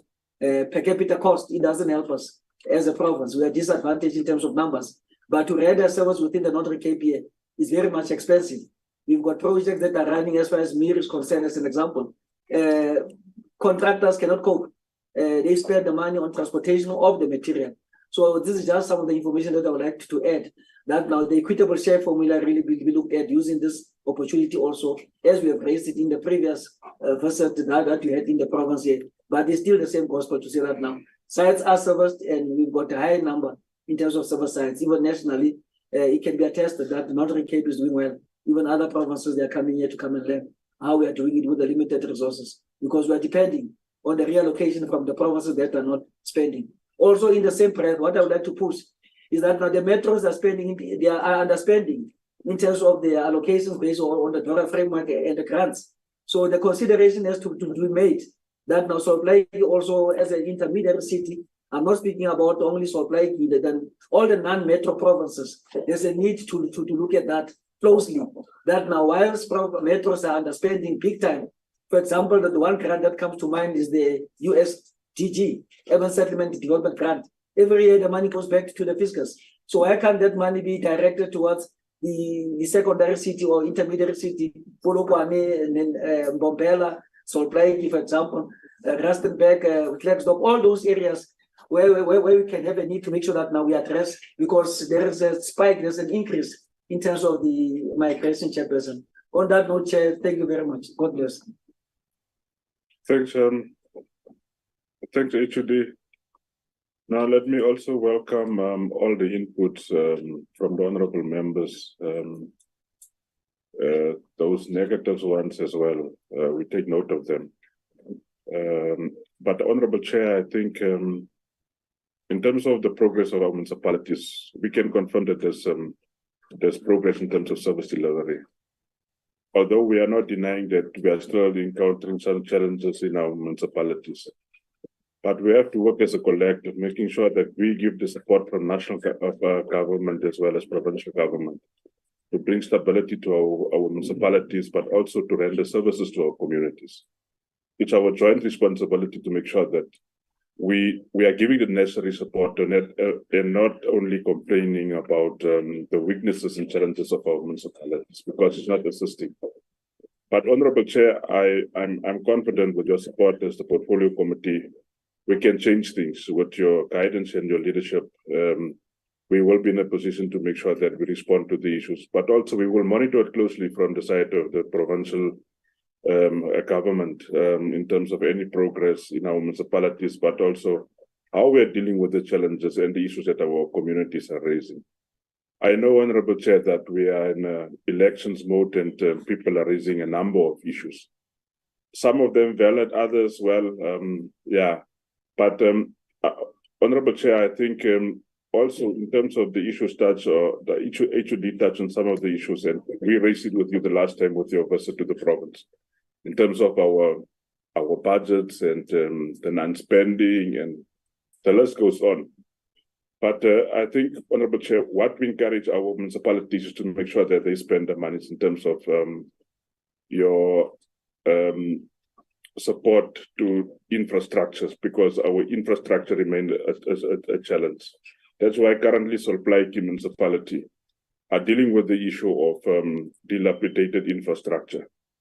And as all of you are aware, Honorable Chairperson, that there's growth in the population and in terms of the demand. And that's why Plaatje Municipality are currently budgeted to upgrade the water infrastructure in the city.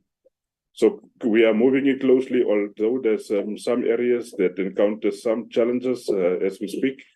But we are confident that the situation will normalize in this week, so that everybody have access to clean water, and making sure that the things are okay in the city. Also, we can confirm that the municipality is also giving support to the schools, because we know that our learners are writing exams. Yeah. But Honorable Chairperson, we will give all outstanding information in writing to the Portfolio Committee, areas where we've missed to respond on. But we really want to thank the committee for the questions and the guidance. Thanks, Honorable Chairperson. Thank you very much. We will allow, I think I've seen some 2 follow-ups.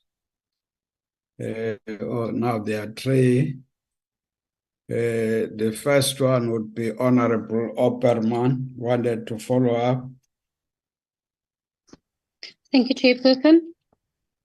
Regarding that ERF 36926, Industria Kimberley, there next to the N12, I'd like a progress report on that. I want to know, has township establishment commenced there? And if not, why not? And with regards to township establishment, were the relevant assessments conducted with respect to the growing sewage and water leaks in this vicinity that have pooled leaks in the veld? Would this not result in another White City saga? And then the purchase of the Eskom building to the tune of 16 million to address social housing needs. Did you conduct a cost analysis before the purchase to determine how much it would cost to convert the building to social housing? If so, what was the estimated value? And if you did not, why not? And government already have a number of unused vandalized state buildings. Does it make sense to add more property to your list as opposed to using buildings that you already own?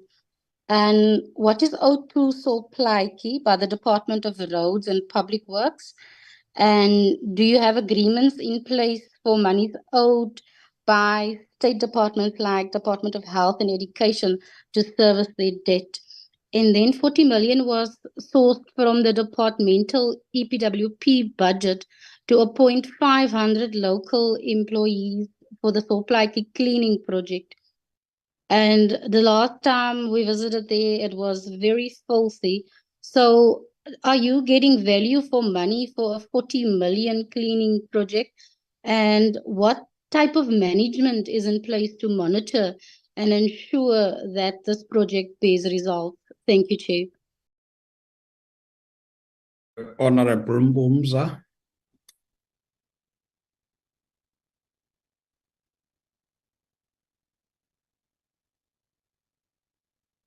Honorable Mbumza, are you there? Okay. I am there, Chair. Okay, continue. Thanks, Chairperson. Chairperson, one that this comment goes to the MEC around the question of vote of no confidence. The experience in Phokwane that had destabilized the governance in the municipality. I think MEC, there needs to be find out a solution and the application of law that must preempt this opportunistic vote of no confidence that are disturbing stability, which is a primary requirement for good governance. That matter had to be attended to so that is preempted is not something that is continually happening, destabilizing municipalities, because I'm calling it political opportunism. It's opportunistic and it had to be dealt with. If we want government to be stable and municipality to function optimally. Chair, I must commend the response of the Phokwane around the question of dealing with the sewer spillage in Pamperstad. If then that, as the MM is reporting, that matter has been cleared, and then that would be good. And indeed, it would actually save lives, because I remember one woman who reported to us that her 2 children had been adversely affected, that she had decided to pull them out of school because of this and send them somewhere, because they were not well as a result of the sewer that was running through her house. The second thing, Chair, is that the mayor of Phokwane, I think he must, if he have not done it, he must consider making an apology to those households whose people were actually prevented from accessing their houses by their contractor that actually heaped up their earthworks on the driveways. So other than clearing that, the mayor has a political responsibility of apologizing to those people. Last year, my question, there's a question that has not been responded to in relation to the question that I'd asked, maybe it's the way that I had phrased, that the municipality has been engaging the Valhalla District Agricultural Union with a view of looking at actually paying their debts, the monies that they were owing. My question was, how far have they moved in that engagement so that the union is actually paying what is due to the municipality? Thanks, Chair. Honorable Space. Thank you, Chairperson. Chairperson, I want to put on record that when we prepare ourselves for these meetings, we actually go through all the general's reports on municipalities. And as I'm sitting here, I, for instance, have the annual report of Phokwane opened. So when we speak of issues, it's not because we are negative, it's issues that we find in these reports and issues that we raise based on what is reported by the municipality to us through annual reports and also the Auditor General's reports, unless it is said that the Auditor General is lying to us. The issue of the bloated salary bill was pointed out by the Auditor General. It's not a thumbs up. And so people must know that we are not here to suit their egos, but we are here to make sure that we interrogate the issues that are raised and highlighted and red flagged with us. That is for the record. Chairperson, on terms of the billing system, I've heard now that the billing expert has been appointed. I would like to understand at what cost this billing expert has been appointed. And then, Chairperson, the issue of the water shedding, water shutdown, it has been said that obviously Honorable Opperman's information is correct or is lying. We need to understand it because I have it on good information that 104 million rand has just been siphoned off through water shedding or shutdown. And the loss in liters can be quantified. So this to me is an avenue for corruption to fester, not a thumbs up. Chairperson, then I would like to say that as much as there is been saying that there's not been money underspent and money is being spent in the annual report of Phokwane, it is very clear that when it comes to issues of environments, there was a lot of environments that happening.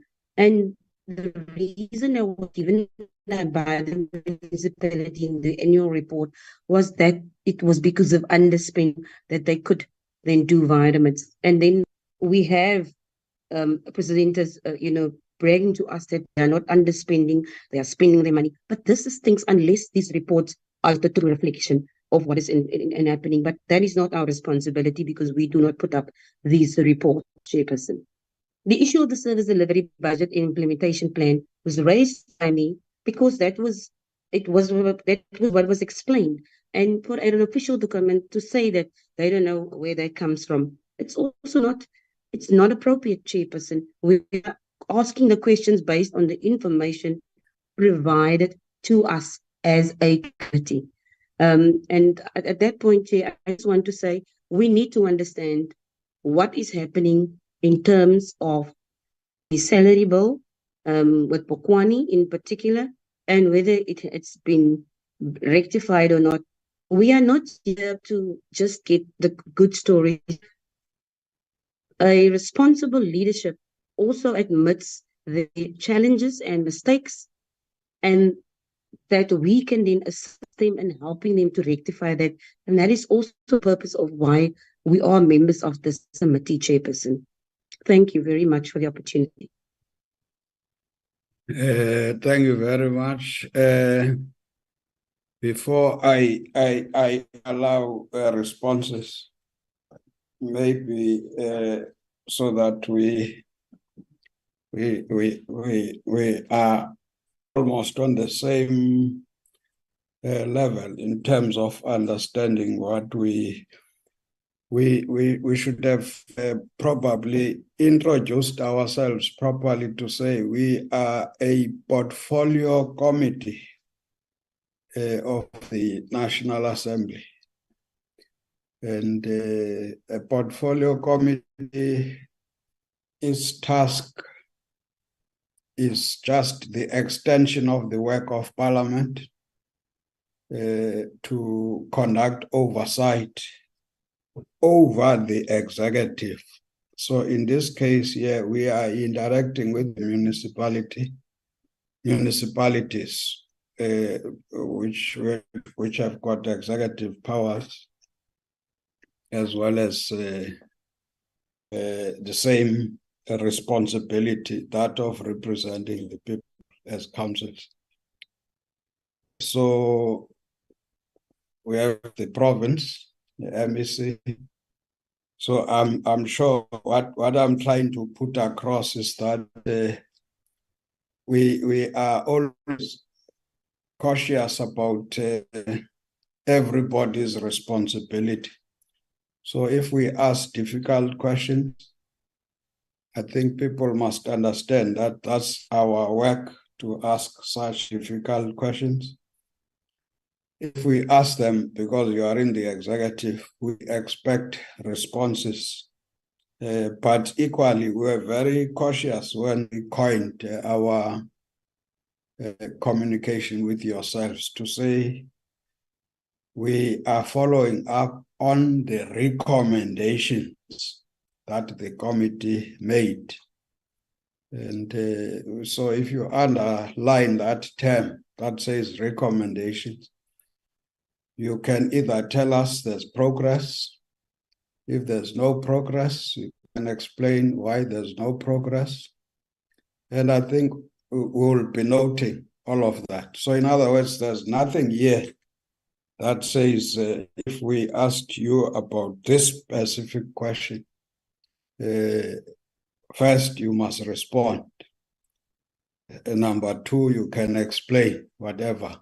So I'm just trying to bridge this gap that begins to say, if we ask, this is the answer that we are expecting, it can be accompanied by an explanation as to what has caused whatever. I think that is critical. And number last, obviously, all of us, we are serving the same people. So if they are happy, then we'll be happy. I thought Honorable Opperman, because I think I also have interest in this thing that talks about, because we also said respond or help us, with our recommendations, but we also said the current situation. Now it looks like one current situation is this water crisis at Plaatje. So we don't want to misrepresent you on that matter.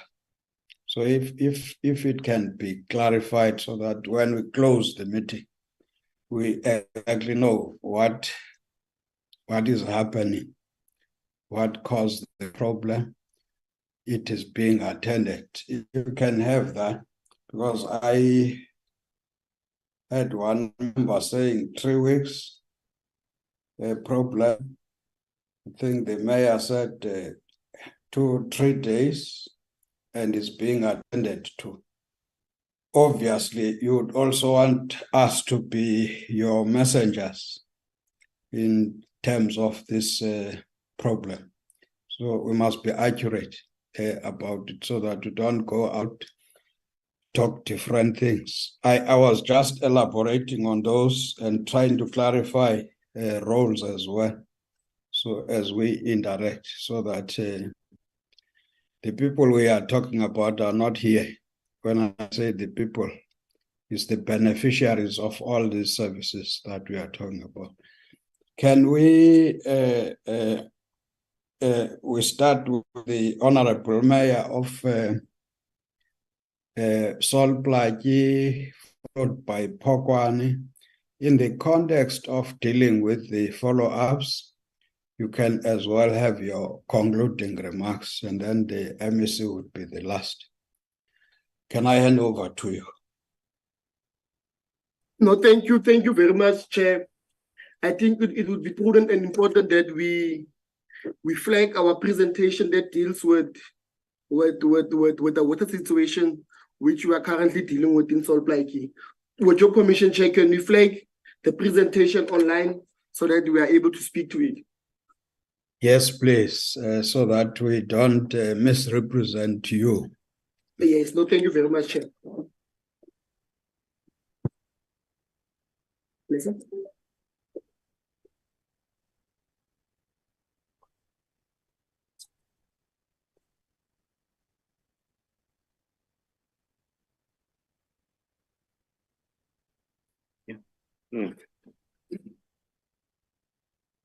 Thanks a lot, honorables. Again, my name is Plaatje.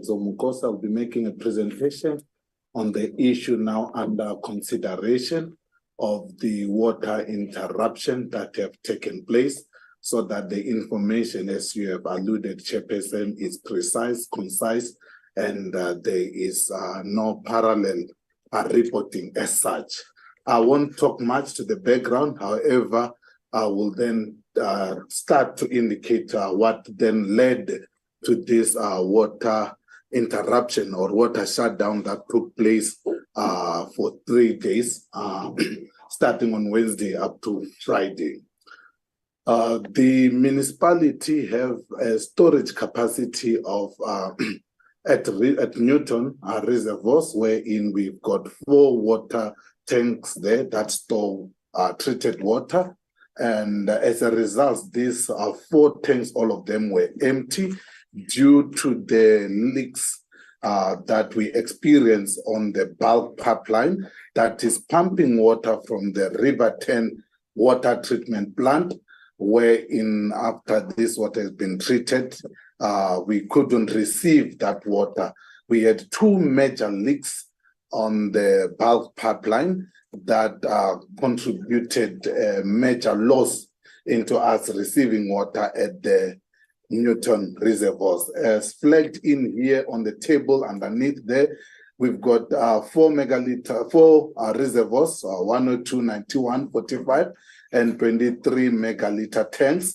And these tanks should be at least filled to a desired level of 17, 15, 13, and 13 feet consecutive. And thereafter, the On the 21st, on the table there, it indicates that on the 21st of November, the current levels in those tanks was 8.7, 6.10 feet on the 45 megaliter and 9.9 feet on the 23. This prompt unplanned water shutdown to then address the water leaks, the two major water leaks. Efforts were made by the municipality to avoid the full or the total shutdown by repairing these leaks while the pipe is in operation. However, due to the pressure in the pipeline, we couldn't repair the pipeline. The next slide.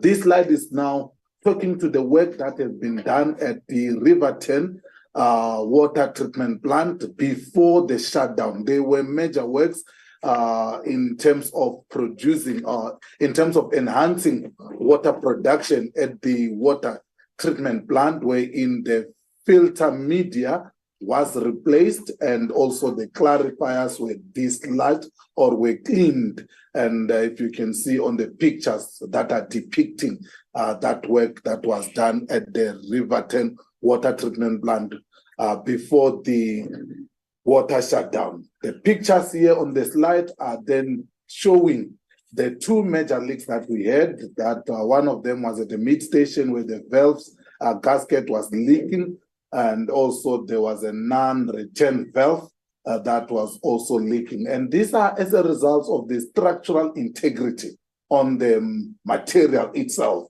and that required to be replaced. The next slide.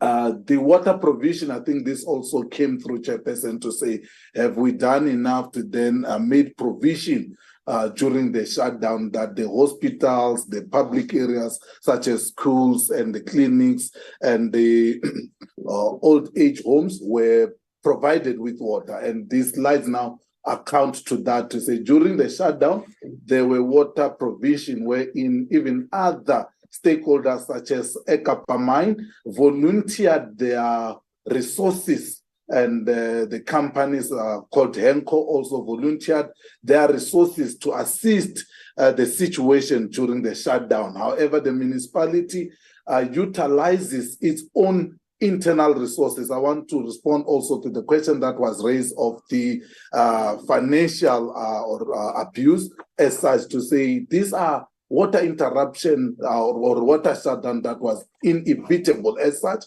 the municipality had to gather its own internal resources to then have control or to reduce the amount spent during this shutdown. However, also to talk to the issue of the public servants also provided their resources to assist with the water supply. But the issue there was that when we went to this, when we had to call in this unplanned shutdown, our water reservoir, as I've talked to in the table, were empty, and we could only get water at Riverton water treatment plant. That is 60 kilometers away from Kimberley, and that also added on the management of these resources and the supply of water to the residents. The communication also, this slide is now accounting to the communication that was made during the shutdown, that although it was an unplanned shutdown, but efforts were made by the municipality to use platforms such as radio, newspaper, social media, and the word of mouth, where councillors were on the ground and spreading the message to the residents. The next slide. And the water supply restoration, and we thereafter the 3-day shutdown, we then developed a water restoration program, wherein, because now we need to then start to build up water storage and security at the reservoirs, and we are embarking on that program now, wherein there's still a water interruption, but which are manageable or which are under control of the municipality. These are done on a nightly shutdown and afternoon shutdown, but there is now water supply. It's just that we need now to get enough storage for water security at the reservoir. This is now showing the work done and the integrity of the pipe that we are dealing with. If you can see on your far right of the picture, showing the non-return valve that we had to take out, and also the work done at the mist station at the gasket, the valve gasket. If you can, the next slide. The video that is playing now, it's just now accounting to the leaks that we have to address, the water flowing on the surface. The next slide. This slide now account to the funding that we have received as a municipality, the 2.6 billion, how we are going to implement it. I think one of the questions that was raised was that our presentation are not talking to the time frame. And this now also depict, this also now showcase that we do have plans that have time frames to then indicate how are we going to address the bulk infrastructure, the water bulk infrastructure at Salt Plaatje. The next slide. The next slide, as I conclude, it's just depicting a councillor who have sent the municipal manager of Salt Plaatje a picture. Not so good in Afrikaans, but it then shows the message that even the municipal manager's mother was in the queue waiting for the water provision during the 3-day water shutdown. Thank you. Thank you very much. There's the report, Honorable Chairperson, on the water. Phokwane, maybe if Phokwane can respond on the issues raised. Thank you, MEC, thank you, Chair. We'll give immediately over to the acting MM to just take us through. Thank you. Thank you, MEC, and thank you to the members, the honorable members of Parliament. I'm sorry that we missed two of the questions that were raised. When I listened, I thought it was a bloated organogram. I hear now when the honorable member is asking the question again, it's the bloated salary bill. Yes, indeed, we have that problem, and the cause of that primarily was the overtime payment that was running amok in the municipality, which we have now tried to contain. For example, we have a figure of 300,000 rand per month that we must try to fit all our overtime in, but also we are trying to ensure that we stick to the collective agreement that the municipality has with trade unions, or SALGA has with trade unions, where no employee is allowed or should be permitted to work more than 10 hours of overtime per week. That is what we are monitoring very strictly, and we've communicated that to our managers and supervisors. And the other issue, of course, which causes this is the death and maybe the pace in filling some of these positions. For example, meter readers. You'll find that a meter reader died maybe last year, and unfortunately, we have to utilize the existing meter readers to cover for that one, and that causes additional overtime to be worked. And then the other question was the issue of Falhal's Agricultural Union. We've had meetings with Falhal's Agricultural Union. I understand that they were going to have their own meeting in the past weekend, their AGM, I think, where they were going to present the proposals. The main issue with Falhal's Agricultural Union was the failure of the members of the Agricultural Union to pay their bills to the municipality because of a dispute that emanates from the 2013 valuation roll. They disputed the valuation roll, and we've tried to come with mitigating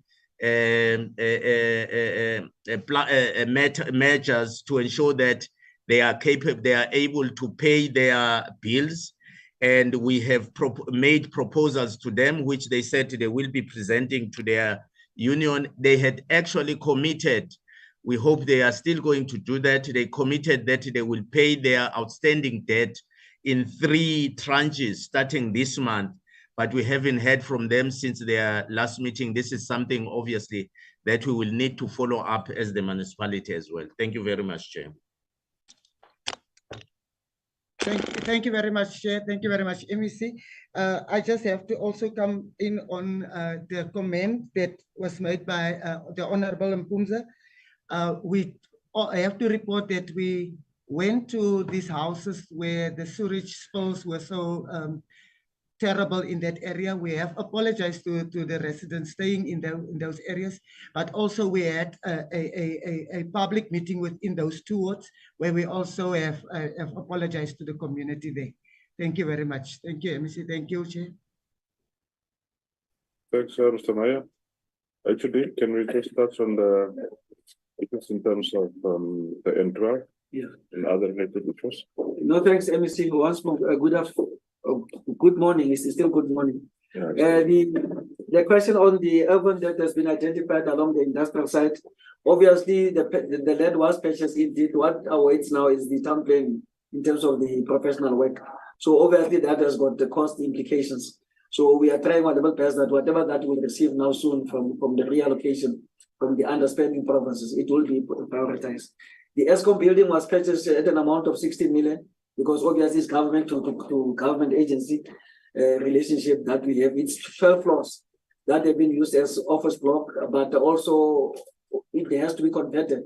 The structural engineers are busy together with SHRA, Social Housing Regulatory Authority. They are involved in terms of the social housing sector that they are busy, handling, but also the HDA, they are also central in this.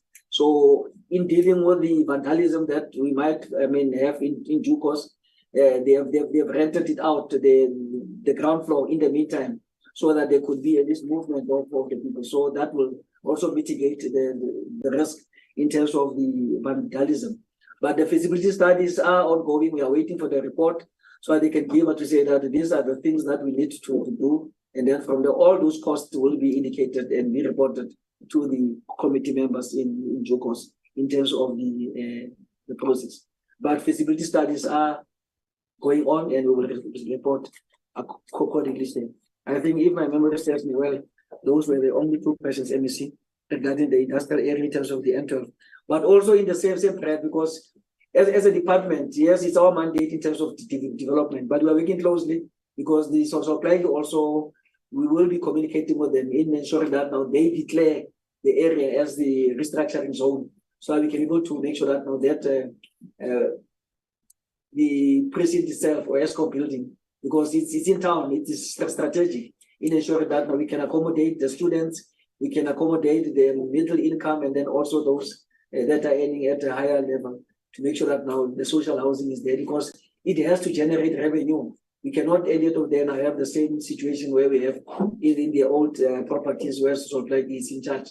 So we need to ensure that now this is self-sustainable in terms of people paying the rental cost, but also being maintained, because we need to ensure that now the building remains the same. Even after 20 years, the building must still be the same. That's my submission. Thanks. All right. Just a follow-up response from the municipal manager of Phokwane, or from supply chain. No, thanks very much, MEC. Just to respond to the questions that were asked about supply key. One, with regard to the billing expert, how much are we paying him? We are paying him at the level of a general manager, and he is full-time in the municipality. We avoided getting consultants who are going to come in and out. We wanted somebody who is almost a resident expert. We have a contract of a year with the billing expert. We also have a performance contract. There are certain targets that we have set in terms of performance, and he will be measured based on those targets that have been set. That's the first one. With regard to cleaning, we have developed a cleaning plan for the CBD, and I can safely report it involves also business. There are also good programs like ownership of pavements by business owners. We did have extensive consultation with the business community around that plan. We have divided the city into 4 zones with regard to refuse removal. There is improvement, I can say, with regard to the cleaning of the city. With regard to money owed by public works to the municipality, we are implementing our credit control policy, and the public works is doing some payments to us. I know that the last payment, I'm not just sure about it, but I did sign off a letter to them where they were going to make a payment of 37 million, and that was sometime last week. I will just have to follow up this week whether the payment has been made. However, as we implement our credit control policy, like for example, we did switch off Mita Seperepere Convention Center, which is owned by the Department of Economic Affairs. So even where government is owing us, we are implementing strict measures in terms of our credit control policy. Thank you very much, MEC. Thank you. Thank you, MM. Chairperson, I'm not sure, is it the legacy end, but you will determine, I think, there's the end of one of your members of the committee. Yes, in fact, let me conclude the meeting by allowing that member, which I assume is it looks like it was a legacy. In fact, I expected the mayors to move concluding remarks, and you'll be the last to conclude so that we can wind up the meeting.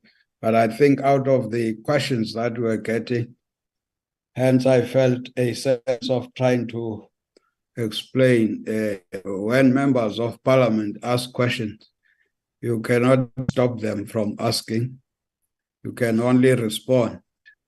And equally, I also wanted members to understand that we are not the ones who are doing it. So, but we can ask questions. Can we start with the mayor? I think it was a good attempt by the mayor to say, let's get that presentation. Mayor of Plaatje, concluding remarks. No, thank you very much, Chair, and thank you very much for having this meeting, for us to come and account on the recommendations which were made in from the last visit which the portfolio committee was here. We would like to say thank you very much for ensuring that we are being kept accountable, and this is how government should be working to ensure that we provide services to our residents. With that being said, I would like to say we wish you all the best also as the portfolio committee in ensuring that we keep all municipalities accountable. Thank you very much. Thank you. Mayor of Phokwane. Thank you very much, Honorable Chair, honorable members of the committee, honorable MEC, our colleagues of Plaatje, and all other officials. From Phokwane side, we want to say thank you very much for this engagement. And sometimes these engagements are having an effect that push one to do better every time. So we are saying thank you very much to hold us accountable and making sure that indeed at the end of the day, we do what we were mandated by our constituencies to do by delivering services to them and making sure that indeed the futures look brighter and there is hope for them. But thank you very much for allowing us to participate here, and also we commit ourselves that we will do our best. As you could also say in conclusion, that there is at least a movement from Phokwane side, and we want to bring Phokwane again back to the level it's supposed to be. Thank you very much. Over to you, Honorable MEC. Thank you very much, Honorable Chairperson, and let me also thank all the members of the committee and the colleagues of the two municipalities as well as the department. Honorable Chairperson, let me also take this opportunity to thank the Honorable Committee for this engagement. I think it really keeps us on our toes as municipalities, but also as provincial government. Our responsibility in our oversight responsibility is very important and critical, making sure that we render services to our communities. One of the issues raised by the honorable members regarding the instability in some of our municipalities based on the issue of the vote of no confidence. It poses a challenge here and there, but what I can report is that there's a semblance of unity in Phokwane municipality and stability. That's why they are moving with the appointment of senior managers, but also in terms of service delivery. But we will continue to support our municipalities, strengthen them, making sure that they become vibrant municipalities and render services to all the people, irrespective of political parties, irrespective of race or color. It remains our responsibility as mandated by the Constitution. But we will also making sure that we give the support from the side of Coxta and the provincial treasury, the office of the premier, and the entire provincial administration to making sure that there's proper service delivery and we give decent services to our communities.